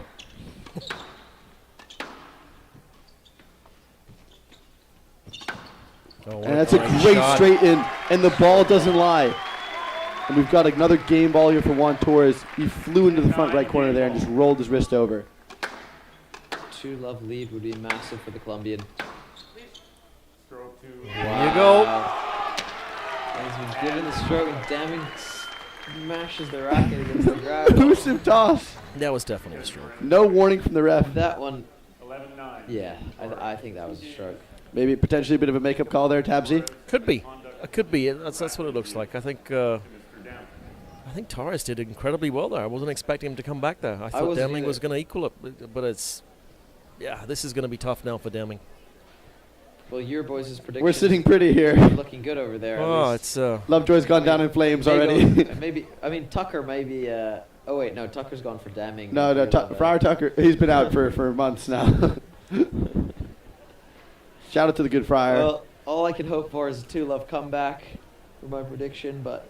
No, I think we're not seeing the end of this match here. Rowan Daming's been in situations like this before. He had to win in 5 games in the quarterfinal stage as well, against I believe Muhammad Ahmad of Pakistan. Pakistan, yep. And we've seen the resilience that he can display, and he's done it on the biggest stages. And I expect nothing less from him in the 3rd game here. What would you expect him to do in the 3rd game? I think he's going to batten down the hatches and stick away from the fancy cute stuff in the front court. He's going to have to really diffuse and just kind of almost simplify his game book a little bit. He's to been be honest, Deming did not play badly in his first 2 games. Thought he played quite well, especially to get the lead in both games. He was in a position to win both games, but I think he's got a bit casual in the mid stages twice though, Spence. With a few cheeky errors. He was playing the right game plan, but I felt he just lost his focus towards the end. He's lost the plot. Yeah, just lost the plot a bit. So he just needs to maintain the sharpness throughout the whole game, and then he's got to stick to those straight maybe lines. He can come straight back. lines, keep it deep. When it's a bit loose, just going for the straight volley. I mean, I think you're going to go through That's dips. his strength. Yep. But Torres is so good when he's so dynamic in the front corners, like we saw there with that nice straight ball that he flicked down the line. So he's dangerous when you give him balls, even when he's on the stretch in the front. Yeah, it's got to be on so for it's you to almost attack best him. to just keep him in the back for a while. The Spencer Lovejoy tactic, just backcourt game. Exactly, man. Sometimes that's the game. No, I mean, he's got to be positive here, but the shots just have to be on because you can't give a player like that much time in the front. Ooh. Tabsy obviously not happy with the call there, but I think... But I do feel that Deming is going to have to be patient here, and he's going to have to play some long testing rallies if he wants to show Torres that he has the interest in coming back here. Absolutely. It's not like he's going to come out here and put some quick fire winners in. No, absolutely not. And you've got to wonder, the longer this match goes, that might have been a bit of a scoop in Hausen there. Good sportsmanship there from the Colombian. You've got to wonder, the longer this match goes, it's got to favor the Dutchman. He's an older player, more physically developed, and he's shown that he's got the athleticism, he can back himself. You've got to think he's not out of this.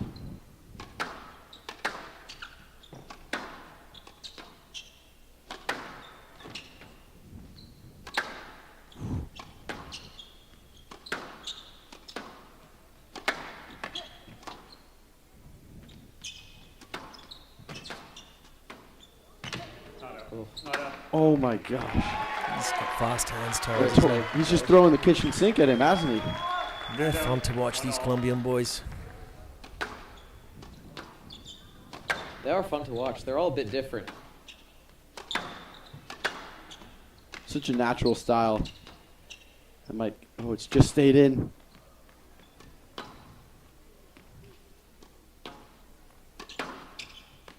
Great squeeze. That's what he's got to do. Put it right there. 2-1. Spot on, Tabsy. I think if he just plays simple squash, hitting down on the ball, tight lines. That's his strength. He's got to play to his strengths. Can't play to this crowd. They want entertainment, and sometimes you just got to play simple, straight squash. Winning squash.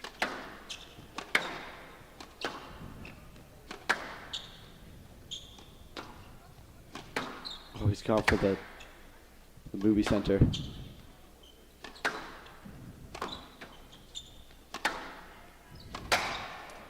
Just wonder here, Torres is getting a bit trigger happy, don't you think, guys?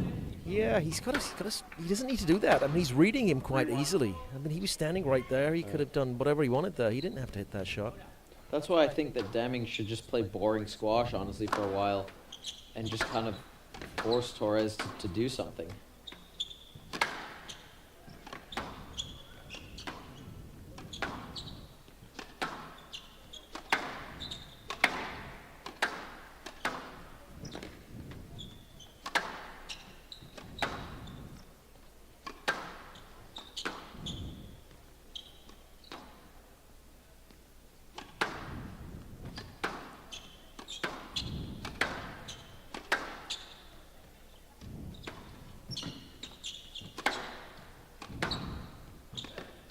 Wow. To be honest, I do feel like neither player is really reaching full depth of the court here. Yeah, a bit short A lot length, of kill but shots are on the middle. It's a great lob, though. Good line. this rally is going to hurt. Some interesting body language here from Torres. He might be hurting.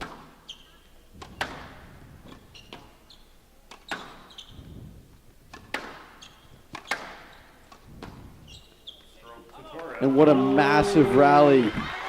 I think Juan needed that. You see him kick the ball to the front of the court there. I think he's feeling this physically, Tabsy, don't you think? You think already? Look at him. Look at him. Game? He's hurting right now. There were good combinations there from Deming. He had him on all four corners. I think he's hurting right now. He's going through a little bit of a dip. I think he'll be back, but he's definitely going through a dip. What? Oh, top spin and bonging. Slide out. We get a court service going. Hope he's okay here. He's a strong boy. He'll be okay. If that was Mustafa Sal, they'd have the ambulance outside. The gurney's there to pick him up. It's like Floppenhausen. It does look a good Floppenhausen. I don't think Mustafa ever played the U.S. Open, did he? He did. When he was younger. Oh, he did? When he was young, yeah. Vanquished by Sam Sherrill. Lost to U.S. Really? player Sam Sherrill, yeah. What age group was that? It was U15s maybe, or U17s. Might have been U17, because I think Yusuf Ibrahim took it. Sam Sherrill, best cross courts in the game. It's unfortunate. That's the only shot in his repertoire. As we see a tin there. Tin from Torres. Tinwa Torres.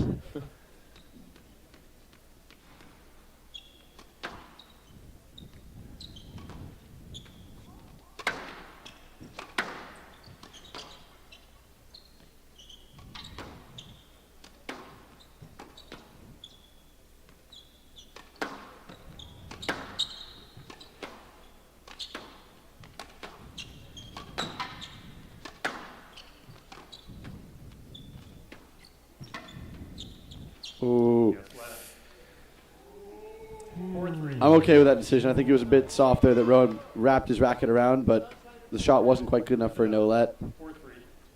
And Pretty good counter drop. I don't know. Yeah. really nip and tuck here. I think it's really hard for either player to get an edge here, but Rowan just trying to stick in here and get some tough rallies into the legs of Torres. It looks as though every other match in the center is finished, so this will be the last match on. You know, everyone will be watching the crowd right now, so. I'm sure the crowd will be wanting this to go to extra games. Absolutely. The more squash, the better. You can see the visible frustration there on Dami. He's got to find a way to cool the temper and steady the ship.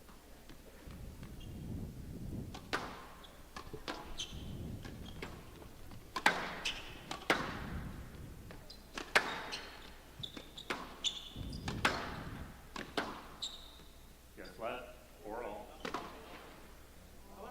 Careful, Mr. Downing. 4-all. Oh. He kind of had him on the ropes there, and he just kept that point up. Hand out. I see a little bit of frustration coming from both players. Even though that's quality there from Dami. I was going to say, even though Torres has gone a bit trigger happy and played a lot of open shots, he hasn't been punished too severely up until then, where Dami just showed his quality and really put his foot down. He's got a little bit of a window here.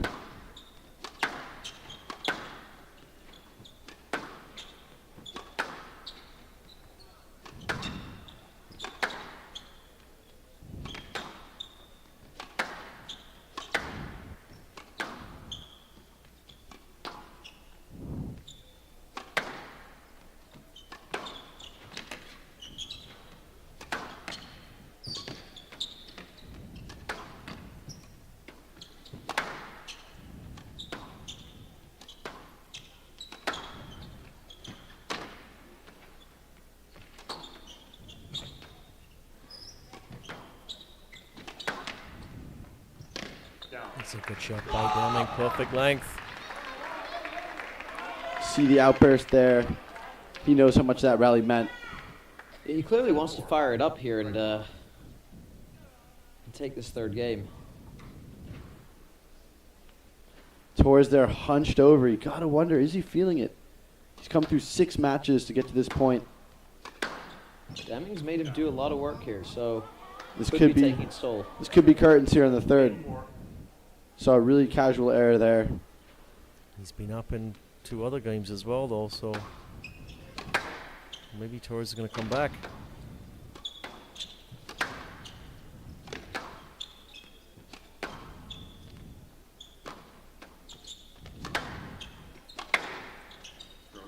Just too casual from the Colombian, really just firing in that 2.5 wall boast. You never want to do that. You either want to go for the nick or hit that 2 wall. 2.5 wall boast. That's a new one. I'm gonna patent that. I haven't heard that one actually. It's my specialty. I was just thinking that makes a lot of sense. Just flying there off the wall, you know. It's happened either. That's why we pay Timmy the big bucks.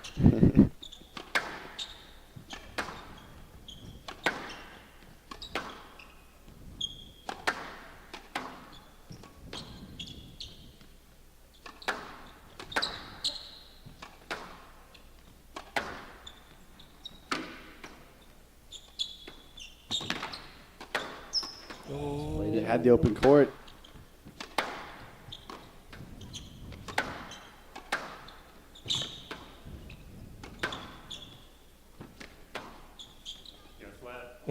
Oh, he could have just played the open court.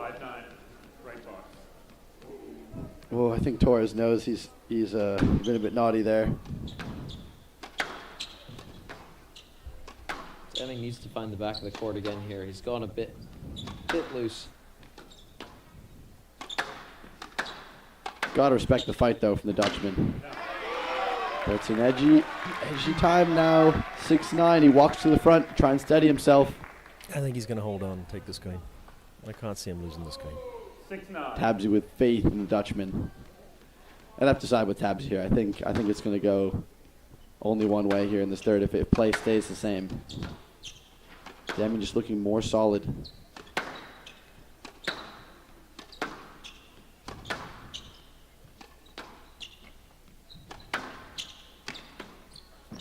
Yep. Good squeeze there. It's a good drop there, right in the sidewall, floor first, dying into the sidewall. That's what we tell our juniors, to try and hit that shot, not clip the sidewall like most of them do. Looks like a Daniel Tuwana drop there, if you ask me. Whoa. Front wall floor. Always floor first. Got to drop the ball floor first. He's got to work on his cross-court drop, so they're never really finding the nick. But the straight drops are on point.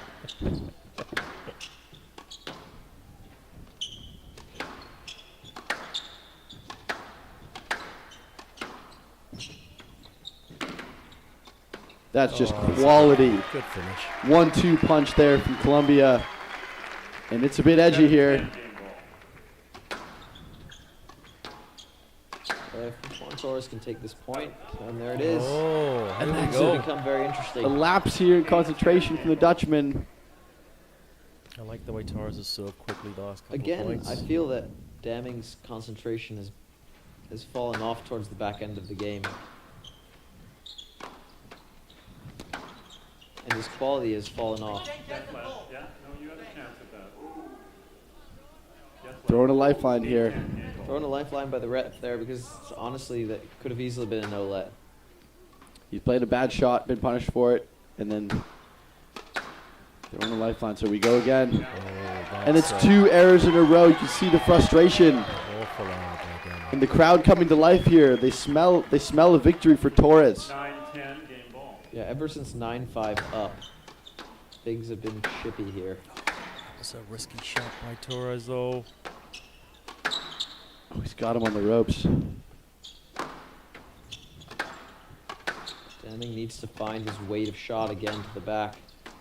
So before it's playing heavy. that ball to the front.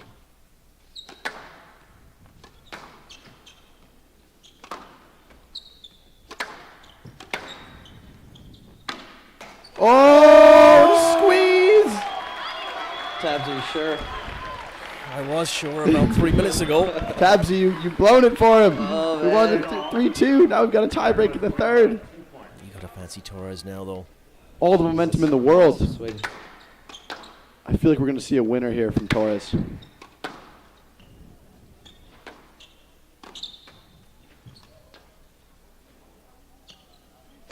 Stayed in. And nearly nicked there. Good line.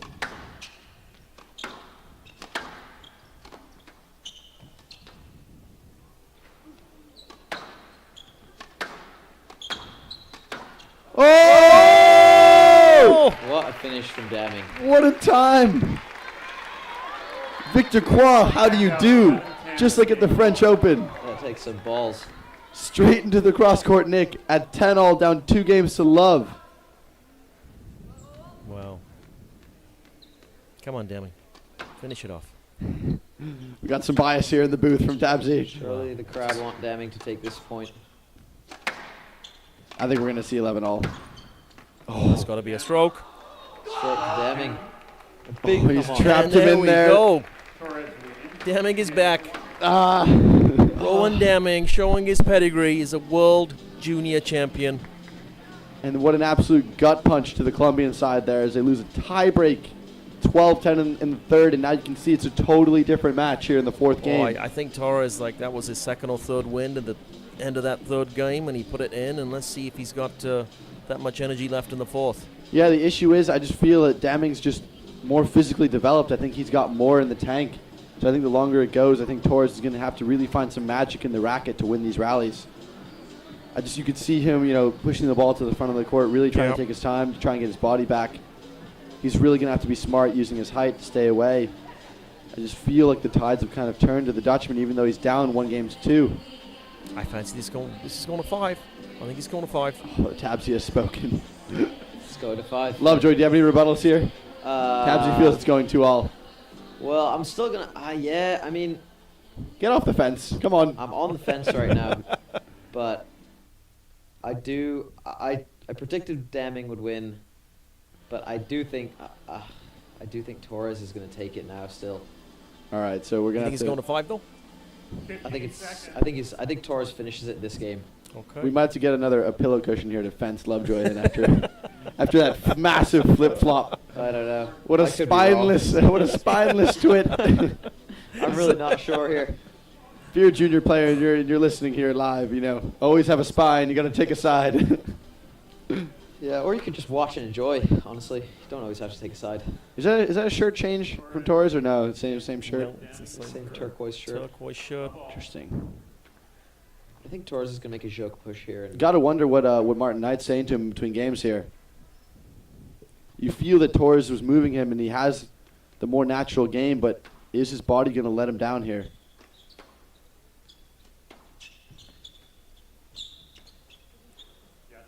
Ooh. Rowan just Not with the much little contact there. forehead tap there.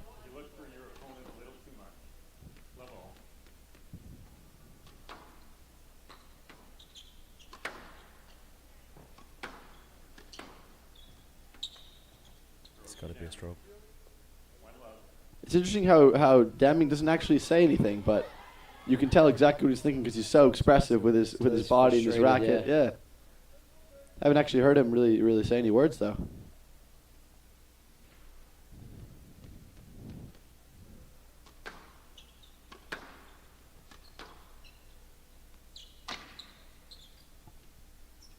Oh, he's read it. Great read. Oh, he's going for the behind the back. He's got the payoff there from the reading the drop.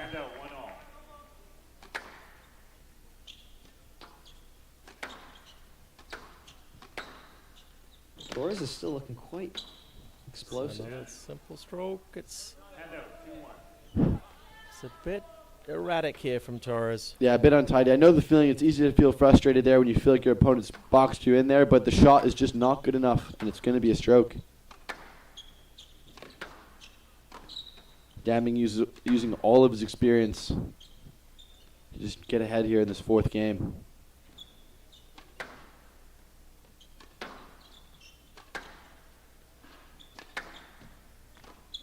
Oh. You got to feel that's a big error here. Yeah, you could see Torres was disappointed with himself after that one.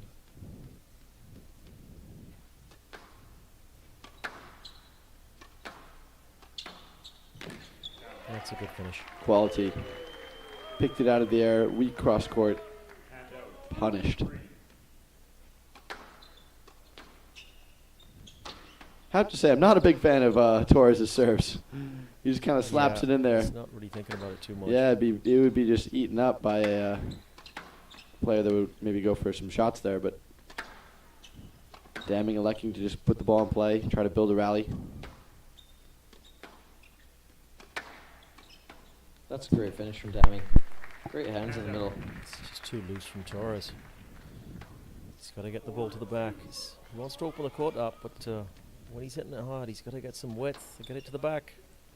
Yeah, I mean, it's funny. Daming's gone off to a great start in every game, but just... Oh, look And he's just tidying him up. Look at how strong across the tee he is. The Dutchman's on the march. Possibly now that Torres is a little bit more fatigued, he'll be able to take advantage of these early leads. He's gone for another nick there. Oh, this is getting messy. I'm not sure the last time the Dutch were in a major confrontation, but he is marching. Maybe the 7 Years' War. I'm a history major, but I think it was against Argentina in the World Cup, actually. You're right. That was their last major international conflict. 17 yellow cards being given. Yeah. It's a great match. I think they even gave Rowan Daming a yellow card there. Okay, Torres is having a big drop off here. Maybe he's going to bail this one in. And Daming actually was given a yellow card after that racket toss in the second game.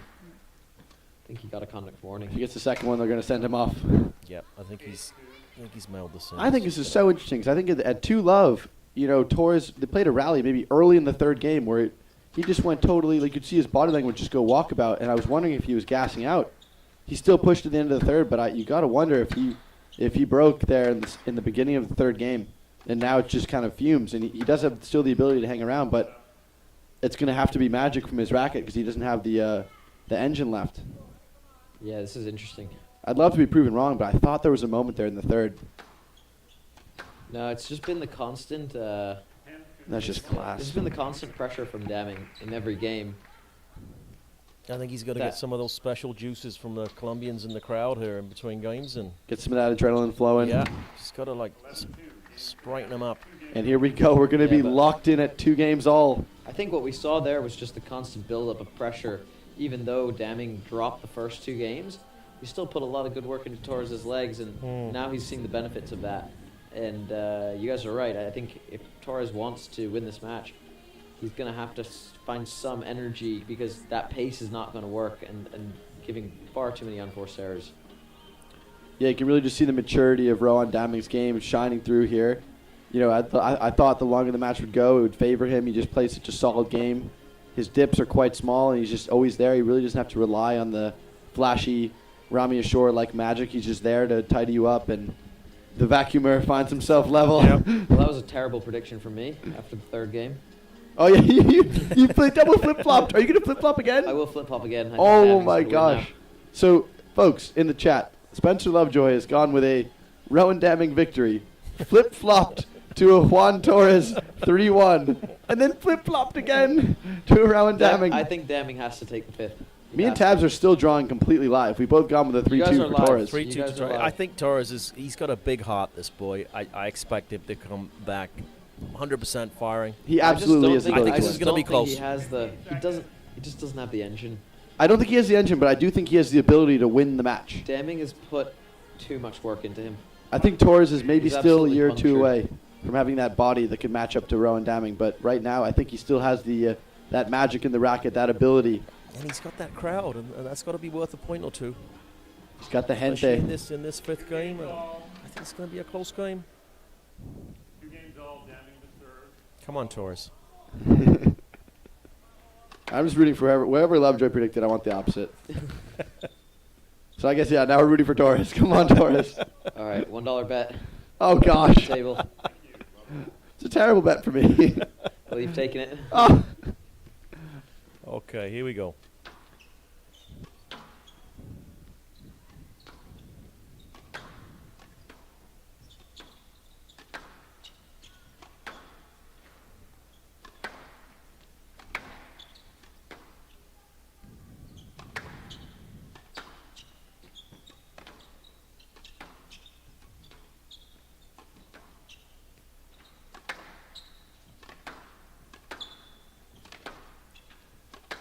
That's better from Torres, getting it to the back. Oh, Wow. Oh, he didn't see that. Tidied up. Is that a bit of a labored movement there? by Yeah, Torres he as was a little well? testy. Maybe a little bit of a cramp. He's hobbling a little bit, but he's going to give it his all here.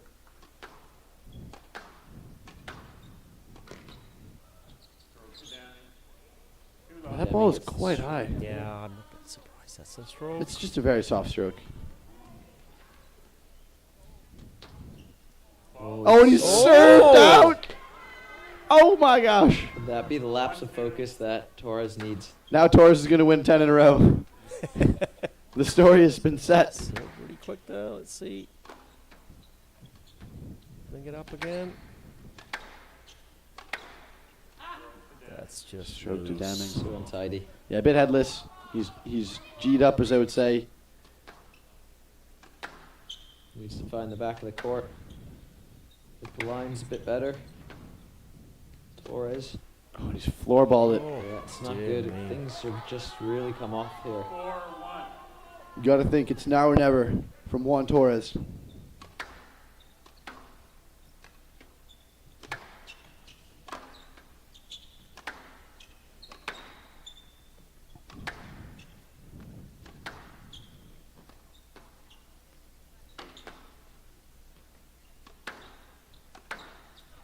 Just left. 4-1, left box. Left box. 4-1. Left box, yeah.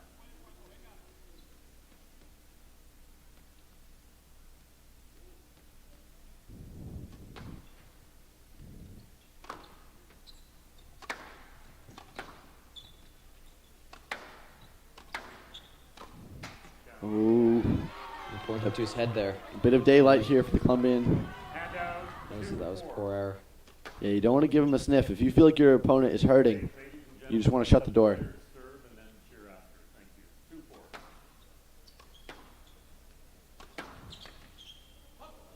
2-4. No let. 3-4. It is. Did you just call not up? I heard him say not up. Yeah. Out of court? Someone get the ref a coffee. Well, whatever happened, Torres wins the rally. That's got to be no let as Another well. no let. Ooh. Have they given a let ball? Oh, that's ridiculous. What is going on? That's ridiculous. He's got to go through and play that. Honestly, really shocking.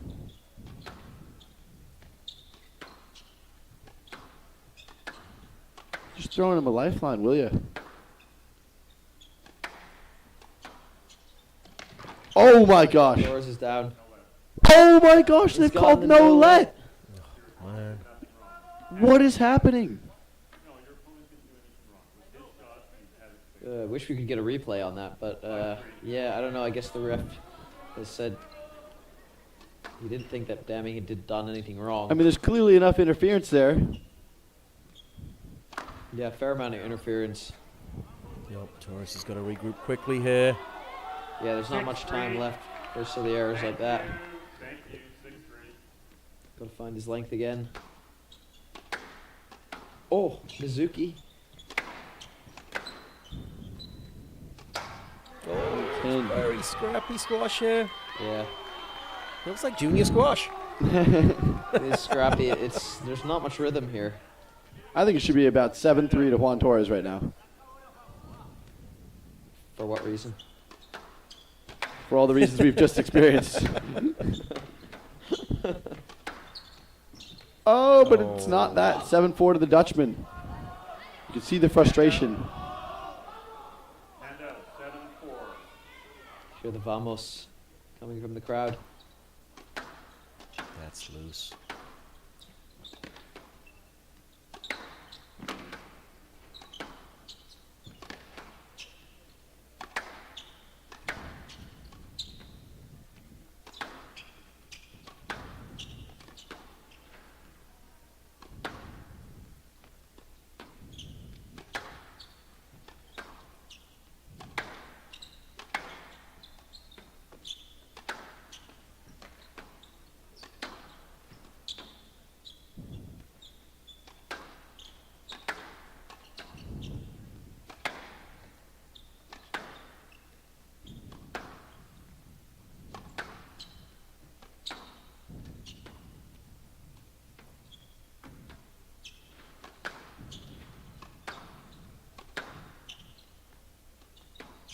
Much better rally here from both players.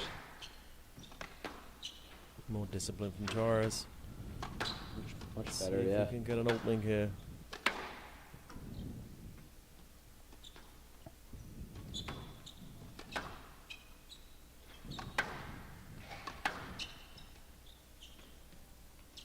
Torres seems to be hanging on by a thread. And he it's a squeezed good him. drop. Good drop.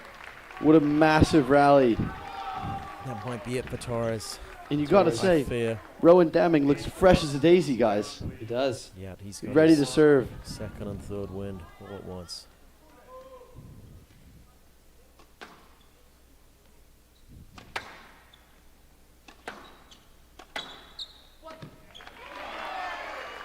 It's going to be a no let. He's put himself in a bad position there, Daming. 5-8.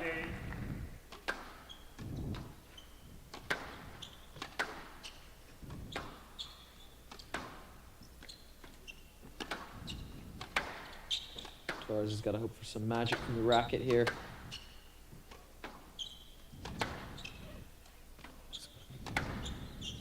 Yes, left. 5-8.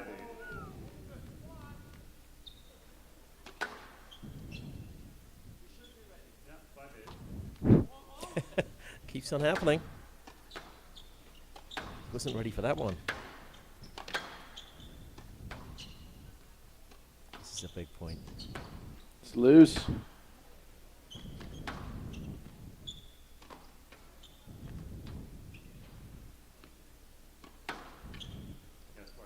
Ooh, that He's was gone for the magnet. He's that gone was for the fishing stroke- rod. That was stroke in the first game. Yeah, they've given that stroke 4 times this match. But at 8-5 in the 5th, they don't do it. Yeah, I agree. It's inconsistent. He almost drops his racket below his knees to pick it around Torres' ankles there. It's not his normal racket preparation. For sure, but the ref, has given that. He's done a Lovejoy flip-flop. Before. I'm not sure what that is. Lovejoy flip-flop. A dead 180. That's quality there. Torres digging in though.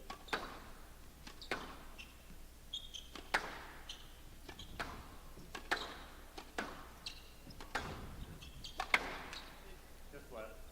5-8.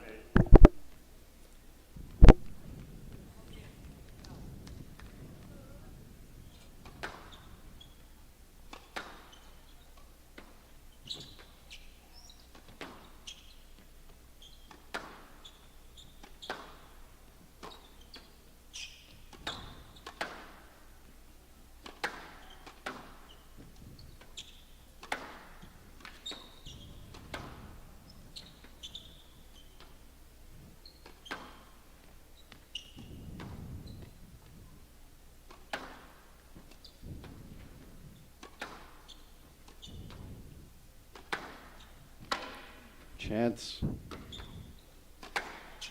Guess what? Oh my. The ref has gone into let mode. He's just. I don't know what to say anymore. I'm not going to comment on the referee's decisions. He's gone into let mode.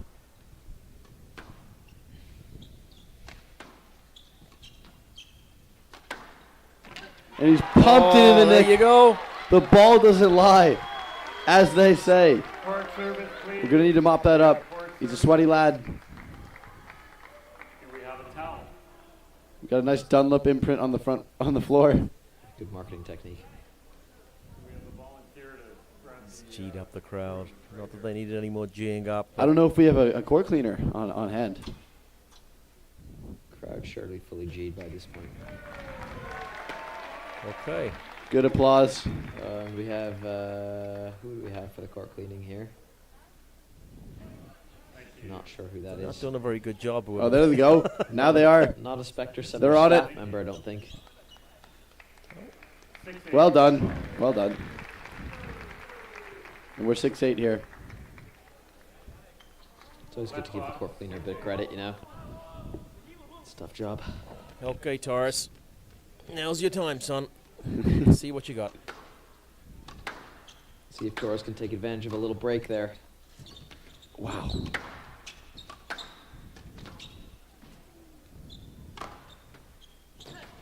He's played 3 roll bows. This is insane movement for this stage of the match. Here.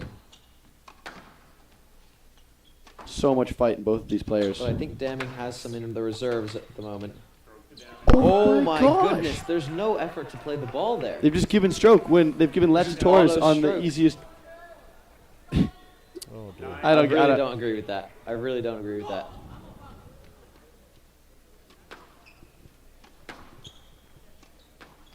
I'm amazed how calm Torres has been on the decisions. I'm amazed they gave no let. You stroke to Damming. Auto stroke. Auto stroke. Loose serve again by Torres. Oh, he's put it in the tin! And he walks to the front. There's no towel box up there, lad. Things are getting spicy. This is just pressure. Yep. Here we go.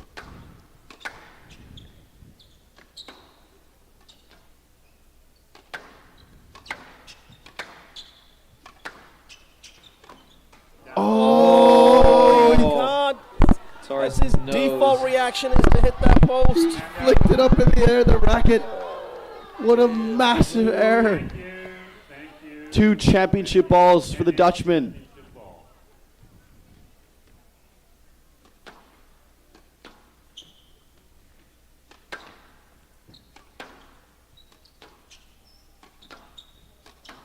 Just going for the big one.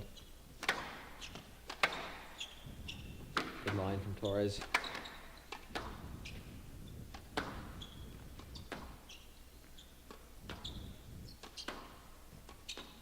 Good lines from both players here.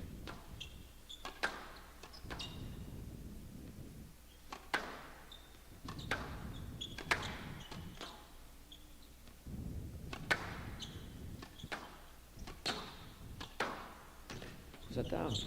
Oh, he's put it in the tin! He's put it in the tin! Torres was done that. We've got a 10-9 rally. Who would have ever thought it? Torres is just pushing hard here. This is pure soul.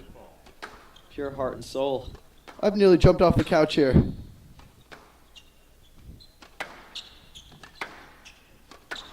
I need to call the ambulance for Timmy Brownell after this one. Heart rate is up. Heart rate higher. Oh, than he most of the squeezed squash it. Matches. Oh, great retrieval. Oh, he's on the ropes.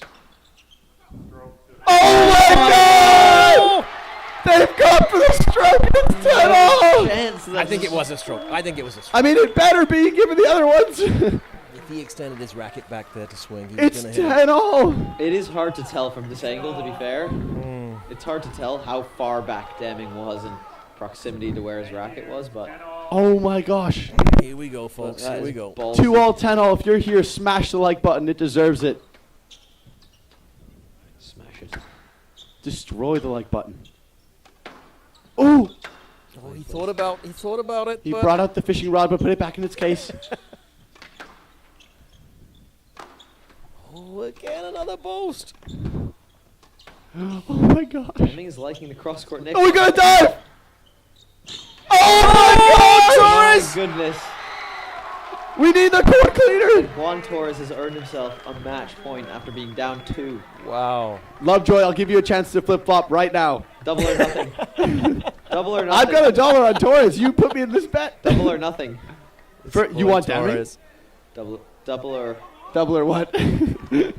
I'll double the bet. I'll double down. You're That's doubling what I'm down? trying to- That's what I mean. I'll double down. I mean... Not double or nothing. Okay. I'll double down for $2. Okay, here he is, Torres, with a championship ball 11-10. for Colombia.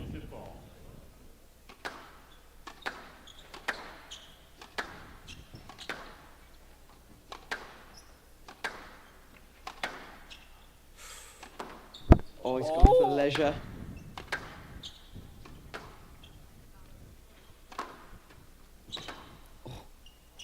Oh my gosh, has it Just stayed in? I think it's just stayed in. It was in. Torres adamant that the ball was out. That's loose. Oh, he's gone for the tweener! What a finale this is. Oh, he's gone for the nick. I don't believe what I'm seeing. This is just pandemonium.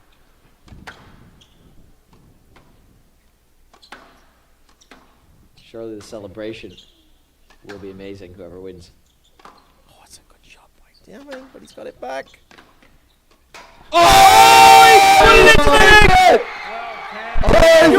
Jose Torres is your U19 2022 U.S. Open champion. I can't believe he's done it. He was down and out. We'd all written him off, but Juan Torres. What a massive Heart of the lion. Big heart, big heart. Corazón de león. Well, I owe Timmy Brownell $2 for that, unfortunately. Juan Torres. What a great Juan match. from Torres both in players. 5. Have yourself a day, son. First year in the U19s. Well, I mean, that was everything the crowd could ask for there, boys. It was a little bit of everything. amazing. And, you know, to give the crowd a 5-gamer. He won the U17 last year and then U19 this year. I don't think that's happened often. Yeah, that's very, very impressive, you know, to win the U19s in your down year when, you know, competing against players who are older and physically more developed than you. Really impressive stuff from Juan Jose Torres. So, there you have it, folks. He's put himself in rare company there. Honestly, Juan Torres. Yellow couch is way too comfy. Tabsing nearly fell asleep. Nearly there. suffered a heart attack there at the end. Where he's just all over the place. Yeah, I ended up in his lap at one point, but the. Oh man, yeah. Wow, Good thing that we didn't have the fantastic camera. No, yeah, the cam was off for that. couch, Good Friar made sure of that, but during that confrontation. they'll be going absolutely bonkers Yeah, in South America for that result. They must be having a parade tomorrow for Juan Torres in the city center. No? Might as well, right after the Mundial, right? Why Yeah, not? Exactly, you know, may as well tie it in there because that's a huge W for Colombia. Huge W. Absolutely, start to finish. You know, he battled his way through the draw, 7 matches to win the tournament. He was down and out at different phases, and I think we all might have counted him out at one point or another. But he just showed why you can never doubt the heart of a champion, and he's put himself on the trophy for a second time here, this time in the under-19 division. you can't take anything away from him, and I think he's fully deserved it. Definitely not. And so, Tabs, thanks for joining us here for Oh, it's an absolute the pleasure. commentary for this amazing match. And Yeah. it was great to have you. And hopefully we can have you back again soon. Oh, But thanks. Look at the celebration. Yeah, look at this. Unbelievable. They're already Look at going this. on with all the photos, and I'm sure they got a Colombian flag. They had a big one last put year. that on the 2023 calendar. Why not? But yeah, thank you to all the folks out there who tuned in for the stream today. It was a pleasure to commentate for you all and to watch some great squash. And we'll see you on the next U.S. Squash live stream, possibly for the college squash season or the college squash nationals. But for now, we'll be tuning out. And thanks for a great tournament. And Well done, Timmy and Spence. You are both fantastic. No, thanks for being here with us, Tabs. Yep. It's been an absolute pleasure. This is one of the biggest junior events in the world. It ended in the fashion that we would all dream of, really. That was a really storybook ending, box office stuff over the 4 days of the event, and it's been a pleasure to be here with you all. So if you tuned in the stream, thanks for being here with us. Hit that like button. Remember to subscribe to the channel. Helps the channel grow, and that's it. Have a good day, everybody. see you later from the Specter Center. Thanks, boys.